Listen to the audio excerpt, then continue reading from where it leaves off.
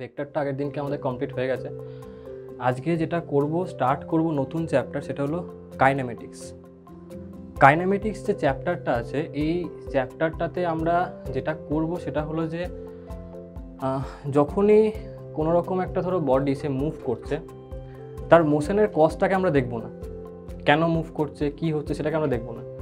আমরা শুধুমাত্র এইটাকেই দেখব যে যদি মোশনটা হয় তাহলে তার কোনো একটা দূরত্ব যেতে টাইম কত লাগবে, কোনো সার্টেন টাইমে সে কত দূরত্ব যেতে পারে, তার বেগ কত হতে পারে, ডিস্টেন্স, ডিসপ্লেসমেন্ট, কোনো একটা বডিকে উপর থেকে নিচের দিকে ছেড়ে দিলে তার মোশনটা কী হবে, কামান থেকে যখন তুমি তোপ ছাড়ছো তখন সেই ক্ষেত্রে তার মোশনটা কী হবে, দুটো গাড়ি পাশাপাশি যাচ্ছে সেম ডিরেকশনে বা উল্টো ডিরেকশনে, সেই ক্ষেত্রে আপেক্ষিক বেগ কত হবে।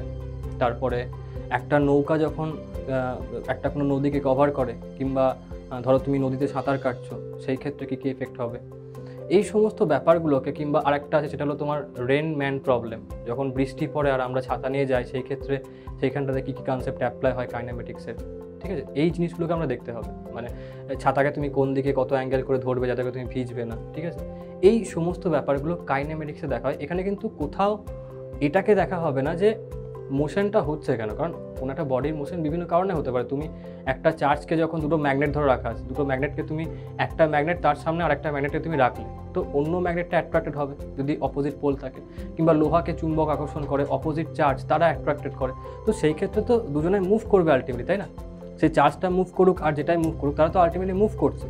তো এখানে আমার পয়েন্ট অফ কনসার্ন কিন্তু ওটা নয় যে কেন মুভ করছে, আমার শুধুমাত্র এটাই পয়েন্ট অফ কনসার্ন হবে সেটা মুভ করছে, মুভ করলে তার উপর কী কী জিনিস অ্যাপ্লিকেশনস হবে, বুঝতে পারলে, তার মোশনটার জন্য আমরা কী কী দেখতে পারবো।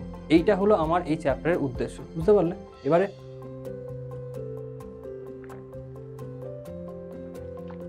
যেমন এখানটাতে দুটো ছবি দেওয়া আছে, যে এই ছবিটা যে মোশন ইন স্ট্রেট লাইন, একটা বডি এরকমভাবে যাওয়া স্টার্ট করলো, ঘুরে ঘুরে ঘুরে ঘুরে এখানে আসছে, আবার ঘুরে আবার সেম পয়েন্টে চলে আসছে, এটাও হতে পারে।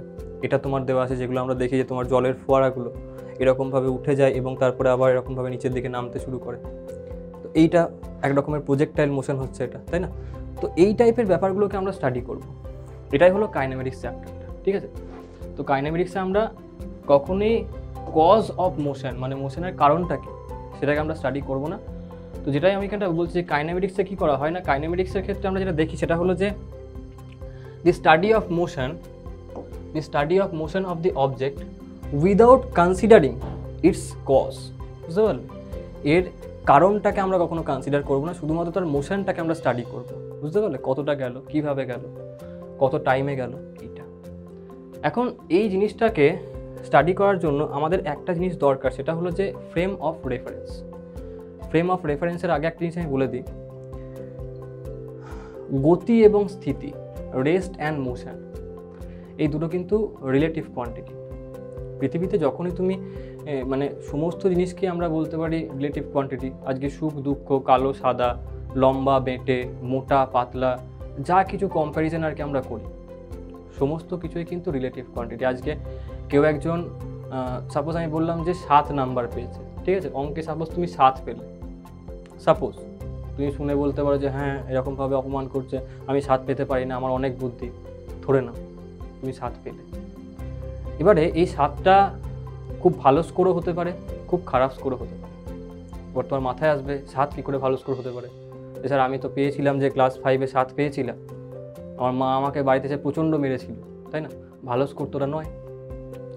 তো যখন তুমি 100-র রেসপেক্টে বা 50-এর রেসপেক্টে তুমি করছো যে তুমি 7 পাচ্ছ, সেই ক্ষেত্রে তুমি বলছো যে এটা খুব খারাপ নাম্বার।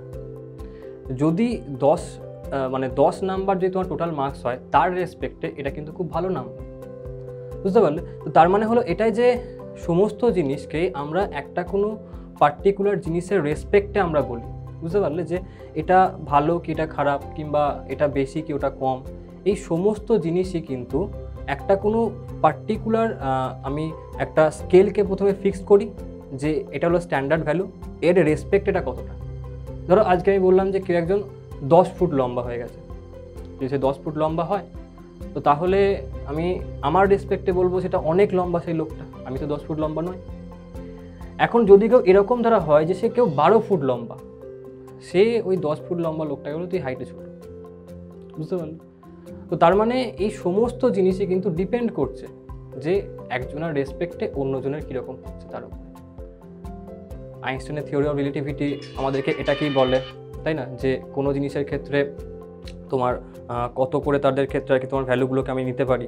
যে ধরো আমি আজকে বললাম যে কোনো একটা জিনিসের গতি আছে, তো আমি বলতে পারি যে যেমন তার গতি আছে, তো বাস্তবে সেটার মধ্যে কোনো গতি নেই, আমি এটাও বলতে পারি। যেরকম ধরো তুমি ভেবে দেখো, আজকে তোমরা ঘরের মধ্যে বসে আছো, এখানে আমি এখন দাঁড়িয়ে আছি, কিন্তু আমরা প্রত্যেকেই পৃথিবীর উপরে আছি। এখন পৃথিবীর উপরে যদি আমি থাকি, তো এই পৃথিবী সেটা তো ইটসেলফ ঘুরছে, তাই না? এই যে পৃথিবী সেটা তো ঘুরছে, তো যদি পৃথিবীটা ঘোরে তার মানে না তো তুমি স্থির আছো না তো আমি স্থির আছি। ব্যাপারটা বুঝতে পারছো আমি কি বলছি? এটা হলো ঘটনা। তো না তো তুমি এখন স্থির আছো না তো আমি এখন স্থির আছি। তুমিও ঘুরছো, মানে তুমিও মোশনে আছো, আমিও মোশনে আছি। কিন্তু আবার যদি কেউ এক্ষুনি সামনের কেউ একজন লোক এসে বলে যে না তুমি ভুলভাল বকছো, তুমি এখন স্থির আছো, এবং যারা যারা অনলাইনে আছে প্রত্যেকেই স্থির আছে, সেও কিন্তু ঠিক বলছে। তার মানে অ্যাকচুয়ালটা কি? অ্যাকচুয়াল কিন্তু হলো এটাই যে বাস্তবে অ্যাবসোলিউট রেস্ট বা অ্যাবসোলিউট মোশন এটা হয় না। কোনো জিনিস আজ অবধি পারফেক্টলি রেস্টে থাকেনি, থাকতে পারবেও না, না তো এখন আছে। আবার কোনো জিনিস অ্যাবসোলিউট মোশনে না তো পাস্টে ছিল, না তো প্রেজেন্টে আছে, না তো ফিউচারে থাকবে।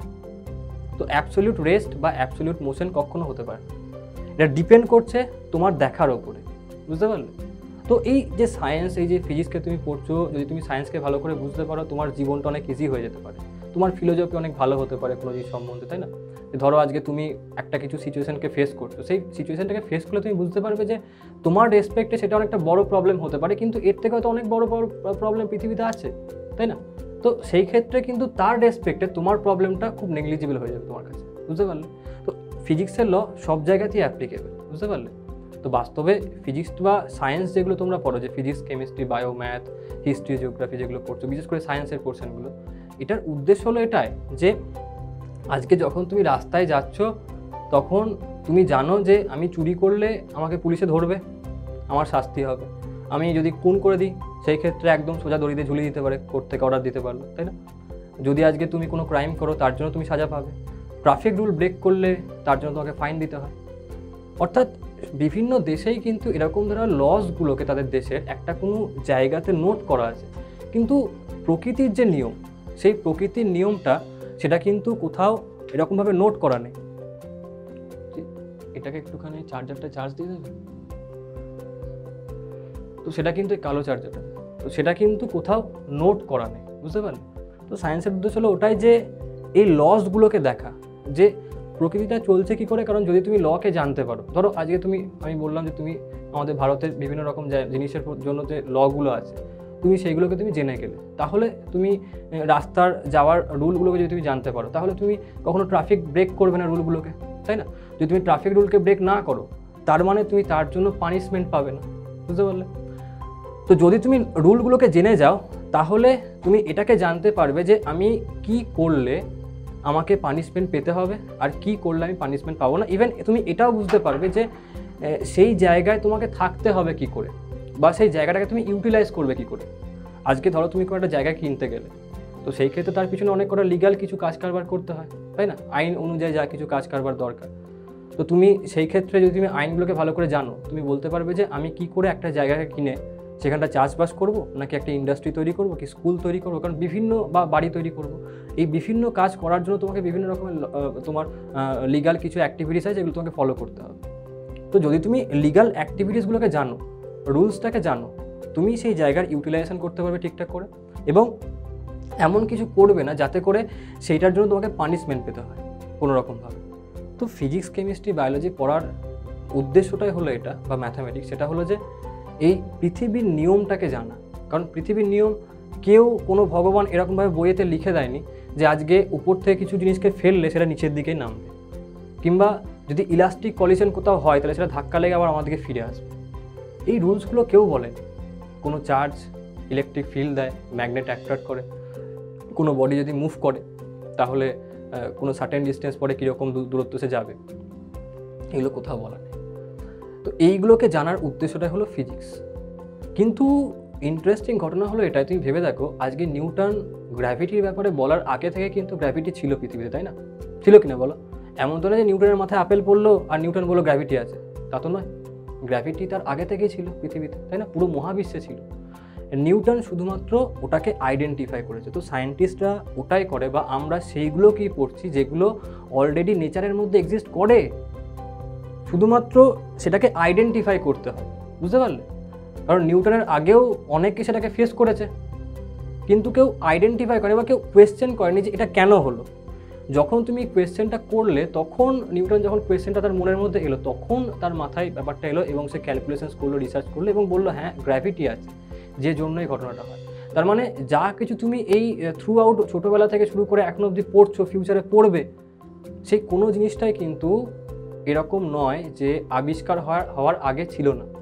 আবিষ্কার হওয়ার আগেও ছিল, তার কোনো নাম ছিল না। যে আবিষ্কার করে ইদার সে কোনো নাম দেয় সেটাকে, অথবা সেই সায়েন্টিস্টের নাম অনুযায়ী তার নামকরণ করা হয়, বুঝতে পারলে? তো আমরা যা কিছু পড়ছি সমস্ত কিছুই কিন্তু অলরেডি পৃথিবী তৈরি হওয়ার ইভেন আগে থেকে এই মহাবিশ্বে এক্সিস্ট করছে, আমরা শুধুমাত্র সেগুলোকে আইডেন্টিফাই করছি, বুঝতে পারলে? প্রত্যেকে যে কেন ফিজিক্সটা করছো, এটা এই কারণে বলার কারণ হয় কি, যে তুমি নতুন নতুন চ্যাপ্টার পড়বে, নতুন নতুন টার্মিনোলজিসকে পড়বে, এবং সেই ক্ষেত্রে ভয় কাজ করে যে এটা কী জিনিস, জীবনে নাম শুনিনি, তো মনে হয় যে নতুন করে কিছু একটা চলে এলো। বাস্তবে কিছুই না, তুমি কিচ্ছু এক্সট্রা পড়োনি, তুমি সেইগুলোকেই পড়ছো যেগুলো তুমি ছোটোবেলা থেকে দেখে আসছো, তার নামগুলোকে তুমি জাস্ট আইডেন্টিফাই করা হয়েছে এখানে তোমার সাবজেক্টগুলো, বুঝতে পারলে? তো এবারে যেটা আমি বলছিলাম সেটা হলো যে এই যে জিনিসগুলোকে আমি দেখছি, যে কোনো জিনিস বাস্তবে তো অ্যাবসলিউট রেস্ট বা অ্যাবসলিউট মোশনে থাকতে পারে না, কিন্তু আমি যে বলছি যে আমার সামনের লোকটা এখন রেস্টে আছে, সেটা কেন বললাম? কিংবা কোনো একজন বাইরে থেকে দেখে বললো আমাদেরকে, ধরো বাইরে কোনো এলিয়ান আছে, সে দূরবীন দিয়ে দেখছে, দেখে আমাদেরকে দেখতে পাচ্ছে সে, এবং সে দেখে বলছে এরা সব প্রত্যেকে মোশনে আছে, সে তাহলে কেন বললো যে আমি মোশনে আছি? কিন্তু আমি বলছি যে না আমি মোশনে নেই, আমার সামনের লোকটাও অ্যাকসেপ্ট করছে যে আমি মোশনে নেই। এইটা বলার পিছনের কারণ হচ্ছে যে frame of reference. Frame of reference কি? ফ্রেম অফ রেফারেন্স হলো যে তুমি কোনখান থেকে কোনো একটা জিনিসকে দেখছো, যেখান থেকে তুমি দেখছো সেইটা তোমার ফ্রেম অফ রেফারেন্স। ব্যাপারটা বুঝতে পারলে? ফ্রেম অফ রেফারেন্সটা কি জিনিস? হ্যাঁ, তো ফ্রেম অফ রেফারেন্স যদি আজকে ধরো আমি এখানটাতে বললাম যে তুমি ট্রেনে যাচ্ছ, ঠিক আছে, কিংবা তুমি সাইকেল চালিয়ে চালিয়ে যাচ্ছ, ঠিক আছে, ধরো এই একটা পার্কে তুমি এসেছো, এই পার্কের মধ্যে তুমি সাইকেল চালাচ্ছ এবং এই সাইকেলটার ওপর তুমি বসে আছো এবং তুমি যাচ্ছ, বুঝতে পারলে? এবার তোমরা বুঝতে পারবে যে আমি শুধুমাত্র টিচার তাই নয়, আমি একজন বিশাল ভালো আর্টিস্ট, এটা তোমরা আজকে ফিল করতে পারবে, বুঝতে পারলে? ভালোভাবে ফিল করতে পারবে যে আমি বিশাল ভালো আর্টিস্ট, মানে আমার আঁকা যদি এক্সিবিশনে বিক্রি হয় তাহলে প্রচুর টাকায় বিক্রি হতে পারে, বুঝতে পারলে? ধরো এরকমভাবে তুমি সাইকেল চালাচ্ছ, তোমার মাথায় একখানা মাত্র চুল, হেয়ার ফল হচ্ছে তো, এবার তুমি এরকমভাবে যাচ্ছ, এবার পার্কের এখানে একটা বেঞ্চ আছে, এটা হলো রাস্তাটা পার্কের, এখানে একটা বেঞ্চ ছিল, এই যে বেঞ্চটা আছে এখানে আরেকজন বসে আছে, বুঝতে পারলে? এই ধরো পা ঝুলিয়ে বসে আছে, হাত পা ছড়িয়ে, বুঝতে পারলে? এরকমভাবে বসে আছে, এগুলো তার সিচুয়েশনটা। এবার যখন এই লোকটা বসে আছে, এর কাছে কি আছে? একটা ঘড়ি আছে হাতে, একটা ঘড়ি আছে, এবং সে তোমাকে দেখছে। যখন এই লোকটা তোমাকে দেখছে, এ বলবে যে আরে ভাই তুই তো মোশনে আছিস, তোর বেগ আছে, তাই না? আবার এই যে লোকটা, এ আবার একে বলতে পারে যে না আমি স্থির আছি, তুই মোশনে আছিস। পারে কি পারে না বলো? দুটোই তো বলতে পারে দুজনকে, তো যদি কোনো জিনিসের পজিশন টাইমের সাথে চেঞ্জ হয়, তাহলে তুমি বলবে যে সে মোশনে আছে। এবারে এটা তো ক্লিয়ার হয়ে যায় যে এই লোকটা যখন দেখবে যে এ এখানে আছে, কিছুক্ষণ পরে যখন তার ঘড়ির কাঁটাটা একটুখানি ঘুরে গেছে এইদিকে, তখন এই সাইকেল চালকটা আগে চলে আসবে, তার মানে একটু পজিশনটা চেঞ্জ হলো। এ যখন একে বলছে যে আরে তুই তো মোশনে আছিস, তো ঠিক কথা বলছে, কিন্তু এ যখন একে বললো যে তুইও মোশনে আছিস, তখন তো আর ঠিক কথা বলছে না, তখনও ঠিক কথা বলছে। তখন এইভাবে বলছে যে এ আগে এইখান থেকে দেখছিল, এই লোকটা একে এই পয়েন্ট থেকে দেখছিল, সাপোজ আমি বলছি এটা এ পয়েন্ট, এখন ও বি পয়েন্ট থেকে দেখবে, বুঝতে পারলে? যদি বি পয়েন্ট থেকে দেখে তাহলে এর যে পজিশন ভেক্টরটা হবে আগে যা ছিল এখন সেটা অন্যরকম হয়ে গেল, তাই না? হচ্ছে কিনা বলো? এখন তো অন্য হয়ে গেল। তো যেহেতু এর পজিশন ভেক্টরটা চেঞ্জ হলো, তাহলে এর মনে হবে যে হ্যাঁ এও মোশনে আছে। আর এই জিনিসটা আমরা ফিল করি যখন আমরা ট্রেনের মধ্যে যাই, ট্রেনটা মোশনে আছে, সামনের লোকটাকে দেখলে মনে হয় যে ও তো বসেই আছে, স্থির আছে। আবার সামনের লোকটা তোমাকে বলবে যে আরে সবার কথা ছেড়ে দাও, সবাই ভুলভাল বকছে, কারণ মাথায় কিচ্ছু নেই, তুমি স্থির আছো, তুমি মোশনে নেই। তাহলে কে চলছে? সে বলবে দেখো বাইরের যে গাছপালাগুলো তাদের পা গজিয়েছে, তারা হাঁটতে হাঁটতে যাচ্ছে, বুঝতে পারলে? কিংবা বাড়িঘরগুলো ভগবান তাদেরকে শক্তি দিয়েছে এবং তারা হাঁটতে শুরু করেছে বা ছুটতে শুরু করেছে। তুমি অ্যাকসেপ্টও করবে যে হ্যাঁ ঠিকই বলছে, তার কারণ তোমার রেসপেক্টে ওদের পজিশন ভেক্টরগুলো চেঞ্জ হচ্ছে। আবার যে বাইরে আছে সে বলবে যে আরে এরা ভুলভাল কথা বলছে, ট্রেনের লোকগুলোর একজনের মাথা ঠিক নেই, আমরা স্থির আছি, ট্রেনের লোকগুলো মুভ করছে, সেও তো ঠিক বলছে, কারণ তার রেসপেক্টে তোমার পজিশন ভেক্টরটা সেটা তো চেঞ্জ হচ্ছে, বুঝতে পারলে? তাহলে ডিপেন্ড করছে আমি দেখছি কোনখান থেকে, আমার ফ্রেম অফ রেফারেন্সটা কোনখানে। আমার ফ্রেম অফ রেফারেন্সকে যদি আমি চেঞ্জ করি, আমার কনক্লুশনটাও চেঞ্জ হবে যে আমি মোশনে আছি কি নেই, কিংবা কোন একটা বডি মোশনে আছে কি নেই। সবার কাছে কনসেপ্টটা ক্লিয়ার হয়েছে? তো রূপম ইসলাম একটা গান ছিল না, আসলে সত্যি বলে সত্যি কিছু নেই এই শ্রাবণ বলে, শুনেছো প্রত্যেকে? হ্যাঁ, তো এই গানটা কিন্তু সায়েন্টিফিক্যালি তার মানে কারেক্ট, তাই না? আসলে সত্যি বলে সত্যি তার মানে কিছুই নেই, কারণ সব কিছু তো আপেক্ষিক, বুঝতে পারলে? এগুলো ঘটনা। তো ফ্রেম অফ রেফারেন্স কি? The motion of a body can be observed only if it changes it's position with respect to some other body, যেটাকে আমরা বলছি অবজারভার, বুঝতে পারলে? যে একটা কোনো বডি তখনই মোশনে আছে আমি বলতে পারি যখন তার পজিশনটা টাইমের সাথে চেঞ্জ করছে with respect to some other body. যার রেসপেক্টে আমি বলছি সেটা চেঞ্জ করছে সে হলো কি না অবজারভার, বুঝতে পারলে? Next, it is the reference, এই যে রেফারেন্স ফ্রেমটা, it is the reference with respect to which position or motion of particle is defined, বুঝতে পারলে? মানে যখন আমি এই লোকের পজিশনটাকে ফ্রেম অফ রেফারেন্স নিচ্ছি, তাহলে আমি এই যে লোকটা আছে এর পজিশনটাকে আমি এর রেসপেক্টে বলছি, তো এইটা হলো আমার ফ্রেম অফ রেফারেন্স, বুঝতে পারলে? যখন এই সাইকেল যে চালাচ্ছে সে যখন এই বসে থাকা মানুষটাকে দেখবে, তখন এর পজিশনটা চেঞ্জ হচ্ছে কার রেসপেক্টে? সাইকেলে থাকা লোকটার রেসপেক্টে। তখন তাহলে ফ্রেম অফ রেফারেন্স কোনটা হয়ে গেল এখন? এই সাইকেলে থাকা লোকটা, বুঝতে পারলে? তো ফ্রেম অফ রেফারেন্স চেঞ্জ করলে কনক্লুশন চেঞ্জ হবে, বুঝতে পারছো প্রত্যেক? এবারে যদি এটা হয় যে আমাকে কোয়েশ্চেনে কিছুই স্পেসিফাইড করা থাকলো না যে কোন ফ্রেম অফ রেফারেন্স থেকে আমি দেখছি, তো সেই ক্ষেত্রে গ্রাউন্ডকে নেওয়া হয় ফ্রেম অফ রেফারেন্স, বুঝতে পারলে? ধর আমি বললাম যে একটা ট্রেন যাচ্ছে, এই ট্রেনের লোকগুলো রেস্টে আছে কি মোশনে আছে, তুমি আমাকে বলো। তুমি বলতে পারো যে ট্রেনের ফ্রেম অফ রেফারেন্সে দেখতে গেলে রেস্টে আছে, ট্রেনের বাইরের ফ্রেম অফ রেফারেন্স থেকে দেখতে গেলে মোশনে আছে। ধরো আমাকে যেটা মেনশন করা নেই, তাহলে আমি ধরবো শুধুমাত্র গ্রাউন্ডের ফ্রেম থেকে। তাহলে গ্রাউন্ডের ফ্রেম থেকে ট্রেনটা মোশনে আছে কি রেস্টে আছে বলো তো? গ্রাউন্ড থেকে দেখলে মোশনে আছে, বুঝতে পারলে? তো যদি তোমাকে কিছু মেনশন না করা থাকে তাহলে তুমি বলবে যে সেটার ফ্রেম অফ রেফারেন্স হলো গ্রাউন্ড। যদি মেনশন করা থাকে তাহলে যেই ফ্রেম অফ রেফারেন্সটাকে আমাকে বলবে সেটাকে নিয়ে কাজ করবে, বুঝা গেল? তো এই হলো frame of reference and this is what kinematics, বুঝতে পারছো? আরও আগে পড়বে, এটাকে লিখে নাও, এই যা কিছু লেখা আছে এখানটাতে কাইনেমেটিক্স, তারপরে ফ্রেম অফ রেফারেন্স, পয়েন্টগুলোকে ঝটপট লিখে নাও। স্যার বলছি আপনি কালকে ভিক্টরের অঙ্কগুলো করতে দিয়েছিলেন, ওটা একটা অঙ্ক আপনি বলেছিলেন বাড়িতে ট্রাই করতে। হ্যাঁ, ওটা করেছিলে? ওটা কি দেখলেন? হ্যাঁ করেছি। আচ্ছা, ওটা মিল ছিল আনসারটা? 5√3 আসছিল দুটোতে, দুটো ভাবে, দুটো ভাই 5√3টাই শুধু এসেছে। আচ্ছা, তাহলে ওটাই আনসার হবে, কারণ আমার একটা করার সময় আমি কোনোভাবে বোধহয় কিছু ইরেজ করে ফেলেছিলাম, যে কোনো আনসারটা তখন মিল ছিল না, বুঝতে পারলে? এবার আমার চেক করা হয়নি ওটা। একটা কাজ করে এখন এটা করে নাও, যদি টাইম থাকে তাহলে আবার দেখে নেবো, না হলে পরের দিনকে দেখে নেবো, বুঝতে পারলে? আমি আর চেকও করা হয়নি, বাড়ি থেকে সময় হয়নি ওটাকে চেক করার। এটাকে লিখে নাও ঝটপট। এরপর থেকে যখন তুমি ধরো এরকম ধরা হবে, তোমার এক্সামে নাম্বার কম পেলে, তোমাকে বাড়িতে মা এসে বললো যে হ্যাঁ তুই এক্সামে নাম্বার কম পেয়েছিস, তুই মাত্র 30 নাম্বার পেয়েছিস 100-তে, তুমি তখন গর্বের সাথে বলবে যে মোটেই আমি 30 পাইনি, আমি 100-র সাপেক্ষে 30 পেয়েছি, বাস্তবে কিন্তু দেখতে গেলে আমি 31 তার সাপেক্ষেও 30 পেয়েছি, তাই না? তো আমার নাম্বারটা খুবই ভালো। এবং তারপরে তোমার মা তোমার সাথে কী করে তুমি সেটা দেখতে পাবে, সবার সাথেই হয়।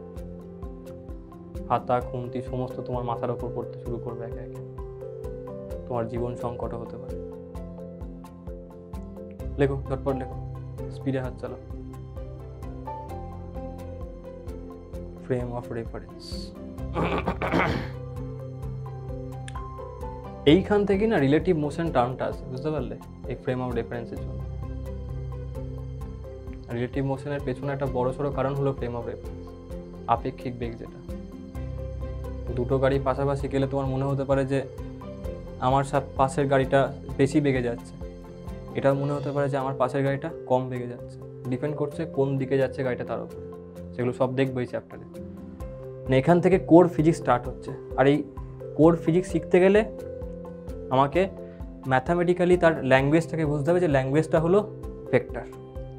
এই কারণে প্রথমে ভেক্টর শেখানো হয়, তারপরে কাইনেমেটিক্সটা আছে। কারণ প্রত্যেকটা স্টেপে স্টেপে তুমি বুঝতে পারবে যে কতটা ডিটেলভাবে ভেক্টরকে আমাকে কাজে লাগাতে হবে এইসব চ্যাপ্টারগুলোতে।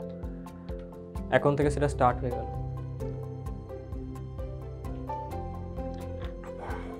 এবং যা কিছু তুমি ভেক্টরের ল পড়েছো, রেজাল্টেন্ট বার করা, কম্পোনেন্ট বার করা, ওইগুলোকে এখানে অ্যাপ্লাই করবে। ওই জন্য যার ভেক্টর ক্লিয়ার হয়ে গেছে না, তার জন্য কিন্তু এই সমস্ত চ্যাপ্টার পড়াটা একটুখানি হলেও অন্যদের থেকে ইজি লাগবে, যেখানেই ভেক্টরের পার্টটা আসবে সেখানে। হয়েছে লেখা? চলো চলো জলদি হাত চলো। এমনিতে তোমরা লাস্ট কিছু বছর বই দেখে দেখে লিখেছো, তোমাদের তো হাতে স্পিড বাড়া উচিত, নাহলে পরীক্ষাতে বন্ধুর দেখে তো ঢুকতে পারবে না। হ্যাঁ, কি অবস্থা হয়ে যাবে? না না, আমার পরীক্ষা, আমার যখন অনলাইন হতো তখন আমার বাবা মা সব বই খাতা নিয়ে চলে যেত। বাহ, একটা ওয়ার্ড জিজ্ঞেস করলে একটা বলতো। ও খুব কষ্টের ব্যাপার তাহলে। চলো ঝটপট লিখে না, ঝটপট লিখে। তাহলে ভেবে দেখো, রূপম ইসলাম কত ভেবে চিন্তে গান গেছে, বলছে সত্যি বলে সত্যি কিছু নেই, বাস্তবেই তো কিছু নেই তার মানে, কারণ সব কিছু তো আপেক্ষিক। লেখো ঝটপট।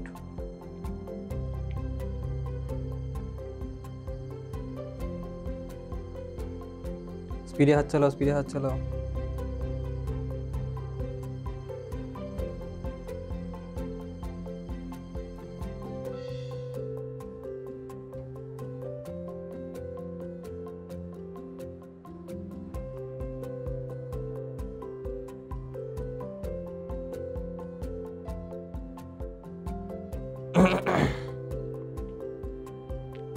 স্যার বলছি, মানে আমি একটা কোয়েশ্চেন জিজ্ঞেস করবো, মানে ওটা একটা সিলি কোয়েশ্চেন আমি জানি, তো আমি জিজ্ঞেস করছি, বলছি মানে একটা গাড়ির মধ্যে তো কোনো মাছি বা মশা যদি ঢুকে যায়, হ্যাঁ, ওটা যখন মানে একটা স্পেসিফিক জায়গায় যদি উঠতে থাকে, তখন ওটাকে কিন্তু মনে হয় যে মানে গাড়ির সাথে সাথেও যাচ্ছে, মানে ওটা পিছনেও যাচ্ছে, মানে পিছিয়েও পড়ছে না, এগিয়েও হ্যাঁ, যাচ্ছে। কারণ ও গাড়ির, রেফারেন্সের জন্য। হ্যাঁ গাড়ির সাথে যদি তোমার সমবেগে চলে, তাহলে মানে ধরো তুমি হাঁটছো আর তোমার সামনে আর একটা লোক, এইখানে তুমি হাঁটছো আর ওখানে একটা লোক হাঁটছে, বুঝতে পারলে? দুজনে কিন্তু সেম বেগে হাঁটছো, তাহলে দুজনের মধ্যে সেপারেশনটা সেম থাকবে না, বুঝতে পারলে? তো ওটাই ওখানটা তো হয়। তো তোমার মনে হবে যে সামনের লোকটা থ্রু আউট একদম সবসময় মানে স্থিরই আছে, আর ওকে দেখে তোমার ফিল হবে যে তুমিও স্থির আছো, কারণ তোমার আর ওর মধ্যে সেপারেশন চেঞ্জই হচ্ছে না। আর আমি তো বলছি যে পজিশন চেঞ্জ হবে তবেই সেটা মোশনে থাকবে, বুঝতে পারলে? এখানেও তাই, আপেক্ষিক বেগ চলে এলো, তাই না? ফ্রেম অফ রেফারেন্স চলে এলো, তোমার রেসপেক্টেও স্থির আছে, ওর রেসপেক্টে তুমি স্থির আছো। অর্থাৎ দুটো বস্তু মোশনে থাকলেও তুমি বলতে পারো তারা স্থির আছে। ডিপেন্ড করছে তারা কি সমবেগে যাচ্ছে নাকি বেগটা বেশি বা কম। বেশি বা কম বেগ হলে সেই ক্ষেত্রে কিন্তু এটা অ্যাপ্লিকেবল হবে না।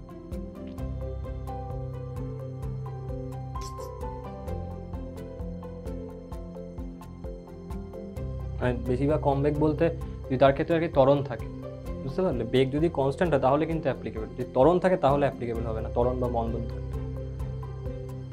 সেগুলো আরও দেখবে ডিটেল। এই ওয়ার্ডগুলোর ইংলিশগুলো কি? অ্যাক্সিলারেশন বা রিটার্ডেশন, এগুলো আরও পড়বে যখন, এখন এগুলো আসেনি। হলো লেখাটা? হ্যাঁ স্যার, হ্যাঁ স্যার, হয়ে গেছে। ঠিক আছে।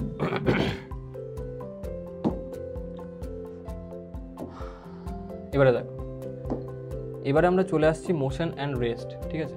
যেটা আমরা একটু আগে বললাম যে মোশন মানে কি, যে যদি if the position changes with time then it is called as motion, If the position does not changes with time, then it is called as at rest.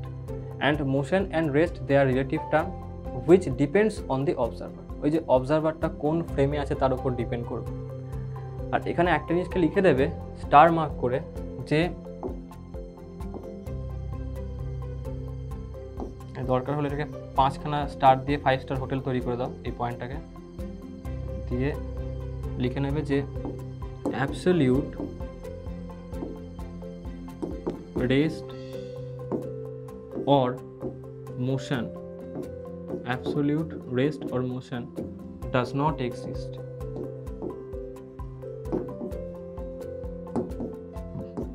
এটাকে লিখে নাও, এই উপরের পার্টটা লিখে নাও, তারপর টাইপস অফ মোশনে আসবে। এবার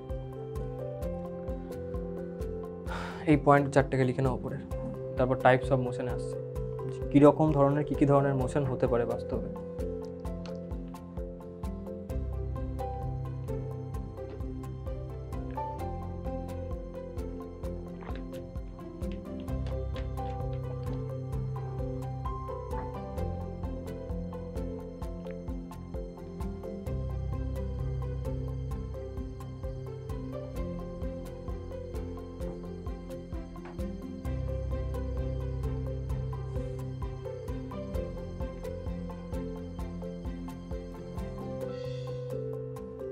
তো সবাই আইনস্টাইনের নাম শুনেছে তাই না?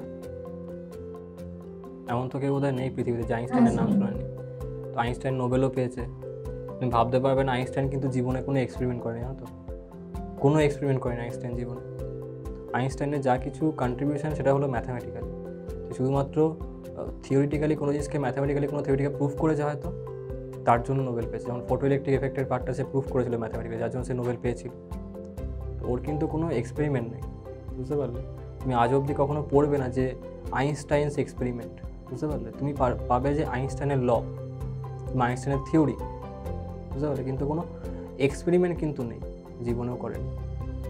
অন্য সমস্ত সায়েন্টিস্ট অনেকে করেছিলেন, কিন্তু আইনস্টাইন জীবনেও কোনো এক্সপেরিমেন্ট করেন, শুধু ম্যাথামেটিক্যালি থিওরিকে প্রুফ করেছিল, যার জন্য, এবং সারা জীবনই তাই করেছে। থিওরি দিয়েছেন, ম্যাথামেটিক্যালি কোনো থিওরিকে প্রুফ করেছে, এবং তার জন্যই বিভিন্ন থিওরিতে কন্ট্রিবিউশন যখন সে করেছিল, বিশেষ করে ফটো ইলেকট্রিক এফেক্টে, তখন নোবেলটা সে পেয়েছিল, বুঝতে পারলো? এটা খুব অবাক লাগে যে একটা লোক সারা জীবনে কোনো রকম এক্সপেরিমেন্টকে পারফর্ম করলো না, শুধুমাত্র ম্যাথামেটিক্যালি কাজ করে গেছে, বুঝতে পারলে? ওই জন্যই তো এত সম্মান করা হয় তাকে। এবং যারা পরে এক্সপেরিমেন্টটা করে দেখছে, তারা দেখছে যে হ্যাঁ, এটা একদম ঠিকঠাক থিওরি আছে। এবং তোরা আজ অবধি আইনস্টাইনের থিওরি অফ রিলেটিভিটি সেটা 3টে লোক ভালো করে বুঝতে পেরেছে, এবং তার বাইরে যারা যারা বলে যে আমি বুঝতে পারি, তারা বাস্তবে 100% কেউই বোঝেনি। একটা আইনস্টাইন নিজে, একটা তার নিজের অ্যাসিস্ট্যান্ট, আর একটা স্টিফেন হকিংস, যিনি মারা গেলেন। এছাড়া কোনো লোকই পারফেক্টলি আজ অবধি থিওরি অফ রিলেটিভিটিকে বুঝতে পারেন। লেখা হয়ে গেছে এটা উপরের পোর্শনটা? দেখো, এবারে আমরা চলে আসছি types of motion. Types of মোশনের মধ্যে মোশন ক রকমের হতে পারে? তো মোশন হতে পারে টোটাল 3 রকমের। একটা হচ্ছে 1D মোশন, একটা হচ্ছে 2D মোশন, একটা হচ্ছে 3D motion. 1D, 2D, 3D এগুলো ডিপেন্ড করছে যে, যখন ধরো আজকে আমি এখানে দাঁড়িয়ে আছি, ঠিক আছে, আমি এখান থেকে হাঁটা শুরু করলাম, ধরো সামনের দিকে হাঁটছি। যখন এই সামনের দিকে আমি হাঁটছি, তখন আমার, যদি আমি নিজেকে XYZ 3টে কোঅর্ডিনেট হিসাবে ভেবে দেখি, যে আমার পাশে একটা কোঅর্ডিনেট সিস্টেম আছে, এইটা হলো Z, এটা হলো X, আর এইদিকে Y। তো আমি কেবলমাত্র X কোঅর্ডিনেটের অ্যালং কিন্তু আমি হেঁটে যাচ্ছি। যদি এখন এখানে দড়ি ঝুলতো, আমি দড়ি ধরে উপর দিকে উঠতাম, তাহলে কেবলমাত্র Z কোঅর্ডিনেট অ্যাকর্ডিং আমি আমার মোশনকে শো করতাম। যদি আমি বাঁ দিকে বা ডান দিকে যেতাম, তাহলে Y কোঅর্ডিনেট অ্যালং আমি মোশনকে শো করতাম। তো আমার মোশনটা কেবলমাত্র, যদি আমি স্টাডি করি, তো সেটা কেবলমাত্র একটা অ্যাক্সিসের অ্যালংই চেঞ্জ হচ্ছে আমার পজিশনটা, বুঝতে পারলে? যে সমস্ত মোশনের ক্ষেত্রে তার পজিশনটা কেবলমাত্র একখানা অ্যাক্সিসের অ্যালংই চেঞ্জ হয়, সেই মোশনগুলোকে বলা হয় 1D মোশন। ডাইমেনশন মানে আমরা বেসিক্যালি বলি যে কতগুলো অ্যাক্সিসের রেসপেক্ট আমি বলছি, সেই তার উপর ডিপেন্ড করা হয় তত ডাইমেনশন। 1D মানে একটা অ্যাক্সিস, 2D মানে দুটো অ্যাক্সিস, 3D মানে 3টে অ্যাক্সিসের রেসপেক্টে বলছি, বুঝতে পারলে? এই হলো ঘটনা। তো যার ক্ষেত্রে এরকম ধরা হয় যে দুটো অ্যাক্সিসের অ্যালং চেঞ্জ হচ্ছে তার পজিশন, তাকে বলবো 2D মোশন। দুটো অ্যাক্সিসের অ্যালং চেঞ্জ হচ্ছে, তার মানে দুটো অ্যাক্সিস দিয়ে কি তৈরি হয়, মিনিমাম দুটো অ্যাক্সিস দিলে একটা কি তৈরি হবে বলো, 2 ডাইমেনশনাল মোশন, মানে প্লেন তৈরি হবে একটা, বুঝতে পারলো? হ্যাঁ বুঝতে পারলে তো মোশন ইন প্লেনও বলা হয় এগুলোকে, যখন দুটো ডাইমেনশনের মধ্যেই তার পজিশন চেঞ্জ হবে সেটাকে 2 ডাইমেনশনাল মোশন বা মোশন ইন প্লেন বলা হয়। আর যদি এটা হয় যে একটা স্পেসের মধ্যে কিছু চেঞ্জ হচ্ছে, ধরো ওই তুমি বলে একটা মাছিটা ধরো উঠছে, ঠিক আছে, কিংবা যে গ্যাস পার্টিকেলসগুলো আমাদের অ্যাটমসফিয়ারে আছে কিংবা ডাস্ট পার্টিকেলসগুলো ওড়ে, তো তাদের ক্ষেত্রে যদি আমি দেখি তো সেই ক্ষেত্রেও তাদের মোশনকে স্টাডি করতে গেলে আমরা দেখতে পাবো যে তার 3টে অ্যাক্সিসের অ্যালংই সে চেঞ্জ হচ্ছে, তাই না? কারণ ডাস্ট পার্টিকেল হতে পারে এরকমভাবে একটা কোনো কোণ বরাবর উপর দিকে উঠলো, তো যখন সে উপর দিকে উঠছে তার মধ্যে জেড অ্যাক্সিস সেটাও চেঞ্জ হচ্ছে, এক্সটাও চেঞ্জ হচ্ছে, ওয়াইটাও চেঞ্জ হচ্ছে, বুঝতে পারলে? তো এই ধরনের যখন কোনো জিনিস স্পেসের মধ্যে ঘোরাঘুরি করে, কারণ স্পেস তৈরি হয় কী দিয়ে, 3টে অ্যাক্সিস না হলে তো একটা স্পেস ডিফাইন করা যায় না। তো যখন সে একটা স্পেসের মধ্যে মোশন করছে তার মানে তার 3টে অ্যাক্সিসের মধ্যে তার পজিশনের মানে চেঞ্জ করছে, আর এই ধরনের মোশনকে বলা হয় মোশন ইন 3D বা মোশন ইন আ স্পেস। কনসেপ্টটা বুঝতে পারলে? 1D 2D 3D। ঠিক আছে, এবারে হ্যাঁ, এবারে টাইপস অফ মোশন হেডিং দিয়ে 1D মোশনটা লিখে নাও, এরপরে আমরা 2D অ্যান্ড 3D গুলোকে লিখে নেব। Heading the types of motion, এটাকে রেক্টিলিনিয়ার মোশনও বলা হয়, বুঝতে পারলে? 1D মোশনকে রেক্টিলিনিয়ার মোশন, লিনিয়ার মোশন আর কি।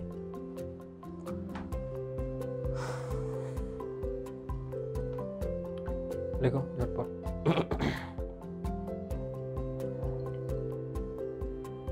So with time along এর পর কি লেখা আছে ওইখানটা? Along a straight line, along a straight line,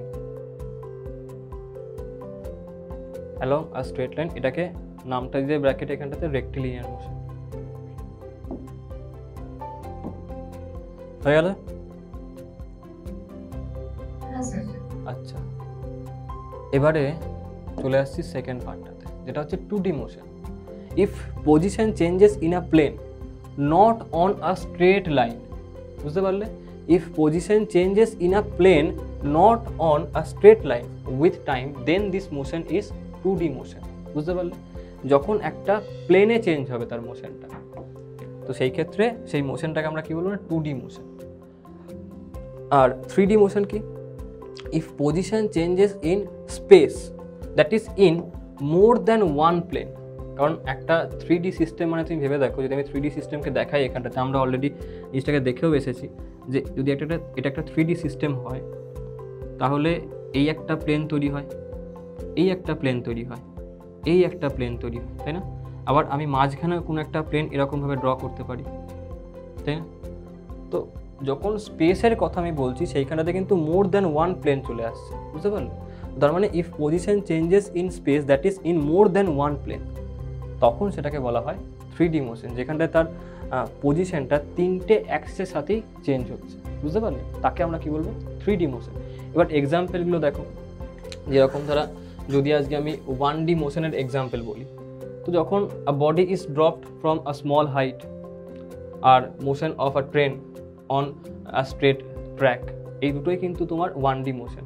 একটা কোনো বডিকে তুমি উপর থেকে নিচের দিকে ছেড়ে দাও, সেটা স্ট্রেট নিচের দিকে আসবে, মানে একখানা অ্যাক্সিস বরাবরই সেটা চেঞ্জটা হচ্ছে তার পজিশনটা, বুঝতে পারলে? 1D motion. একটা ট্রেন একটা স্ট্রেট ট্র্যাকের ওপর মুভ করছে, সেটাও 1D মোশন, তাই না? এইগুলো হলো 1D মোশনের এক্সাম্পল। আমি স্ট্রেট হাঁটতে থাকছি, 1D মোশন। তুমি স্ট্রেট সাইকেল চালাচ্ছ, 1D মোশন। নেক্সট আসছে 2D মোশন। 2D মোশন হলো প্রজেক্টাইল মোশন। প্রজেক্টাইল মোশনটা কী জিনিস? দেখো, প্রজেক্টাইল হলো এরকম ধরা জিনিস যে যখন তুমি এটাকে ডিটেলে আমরা পড়বো, এর ওপর প্রবলেম সলভ করব। এটা হলো যখন তুমি কোনো জিনিসকে অ্যাঙ্গুলারলি এরকমভাবে থ্রো করো, এই হরাইজন্টালের সাথে কোনো অ্যাঙ্গেল করে তুমি থ্রো করবে, তখন তার মোশনটা এরকম ধরা হয়, প্যারাবোলিক পাথ তৈরি হয় একটা, বুঝতে পারলে? এইটাকে বলা হয় প্রজেক্টাইল মোশন। আর এই মোশনটা হয় যখন তুমি ওই ধরো কামান থেকে তোমার কোনো একটা তোপকে ছোড়া হলো, বুঝতে পারলে? বোফোর্স ক্যানন যেগুলো আছে, ওখান থেকে তুমি কোনো তোপকে ছুড়লে, তো প্রজেক্টাইল মোশন হচ্ছে। তারপরে দেখবে যে রামায়ণে দেখাতো কিংবা বাহুবলী সিনেমাতে তোমরা দেখেছো যে এরকমভাবে একটা তীরকে ছুটছে, তীরটা যে মোশনটা শো করছে এরকমভাবে, প্রজেক্টাইল মোশন, বুঝতে পারলে? এই সমস্ত মোশনগুলো কিন্তু একটা প্লেনের মধ্যে হচ্ছে, বুঝতে পারলে? এই পুরো মোশনটা দেখো, এই একটা প্লেন, এই যে দুটো অ্যাক্সিস মিলে যে প্লেনটা তৈরি হলো, এই প্লেনের মধ্যেই কিন্তু পুরোটা হচ্ছে, তাই না? তাহলে এটাকে আমি কি বলবো? 2D মোশন, তাই না? মানে একখানা প্লেনের মধ্যে তার পজিশনটা চেঞ্জ হচ্ছে, বুঝতে পারলো? এটা হলো projectile motion. Next circular motion.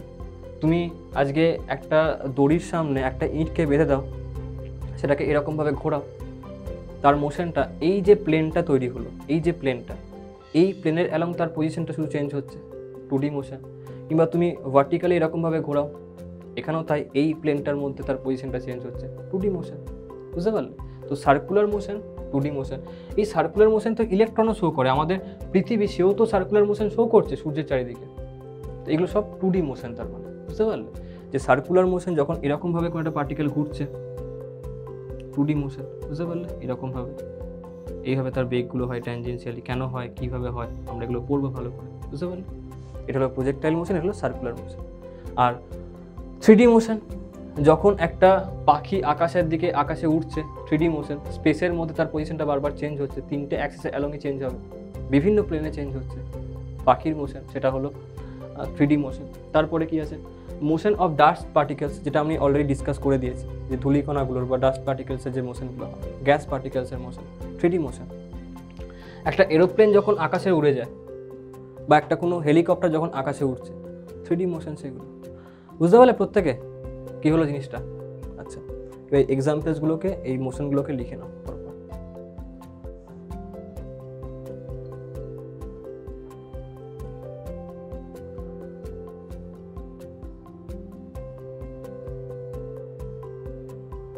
এটাকে এই প্রজেক্টাইল সার্কুলারের পাশে এই ডায়াগ্রামটা ড্র করে নেবে। ডায়াগ্রামটা ভালো করে এঁকে দিচ্ছি, নাহলে খুব বাজে হয়ে গেছে।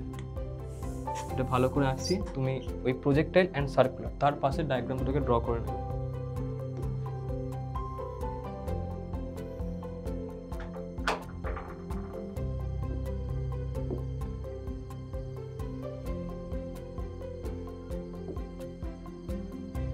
এইদিকে হয় ইউ কস থিটা,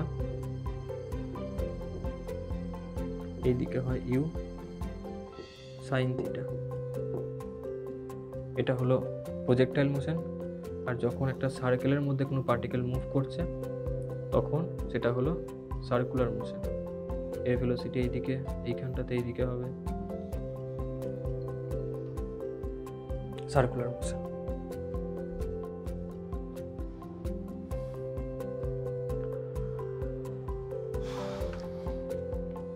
দেখো ঝটপট।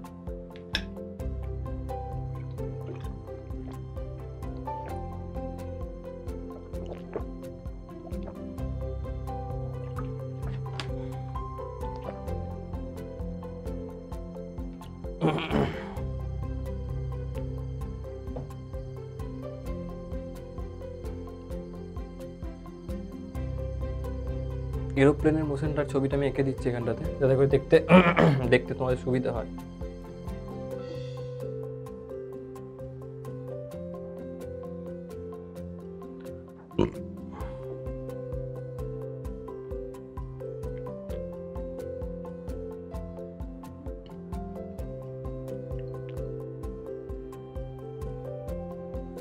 এই যে এরোপ্লেনের মোশনটা, এর পজিশনটা জেড অ্যাক্সিস অ্যালংও চেঞ্জ হচ্ছে, এই এক্স অ্যালং চেঞ্জ হচ্ছে, ওয়াই অ্যালংও চেঞ্জ হচ্ছে, যেটাকে আমি এক্স ওয়াই জেড বলি। তাহলে এর পজিশনটা টাইমের সাথে কিন্তু বারবার চেঞ্জ হচ্ছে, বুঝতে পারলে? 3টে অ্যাক্সিসের অ্যালং।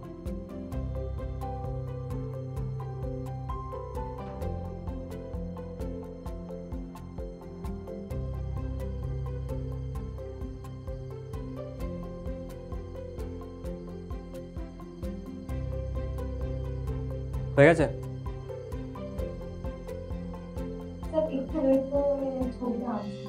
ঠিক আছে, খুব ভালো না আঁকলে হবে, শুধুমাত্র বোঝার মতো হলেই হবে, বুঝতে পারলে? আর তুমি তো এক্সিবিশনে দেবে না, একটু নর্মাল বোঝা গেলেই হবে, বুঝতে পারলে? ঝটপট করো। সবার কমপ্লিট তো? আচ্ছা, ঠিক আছে।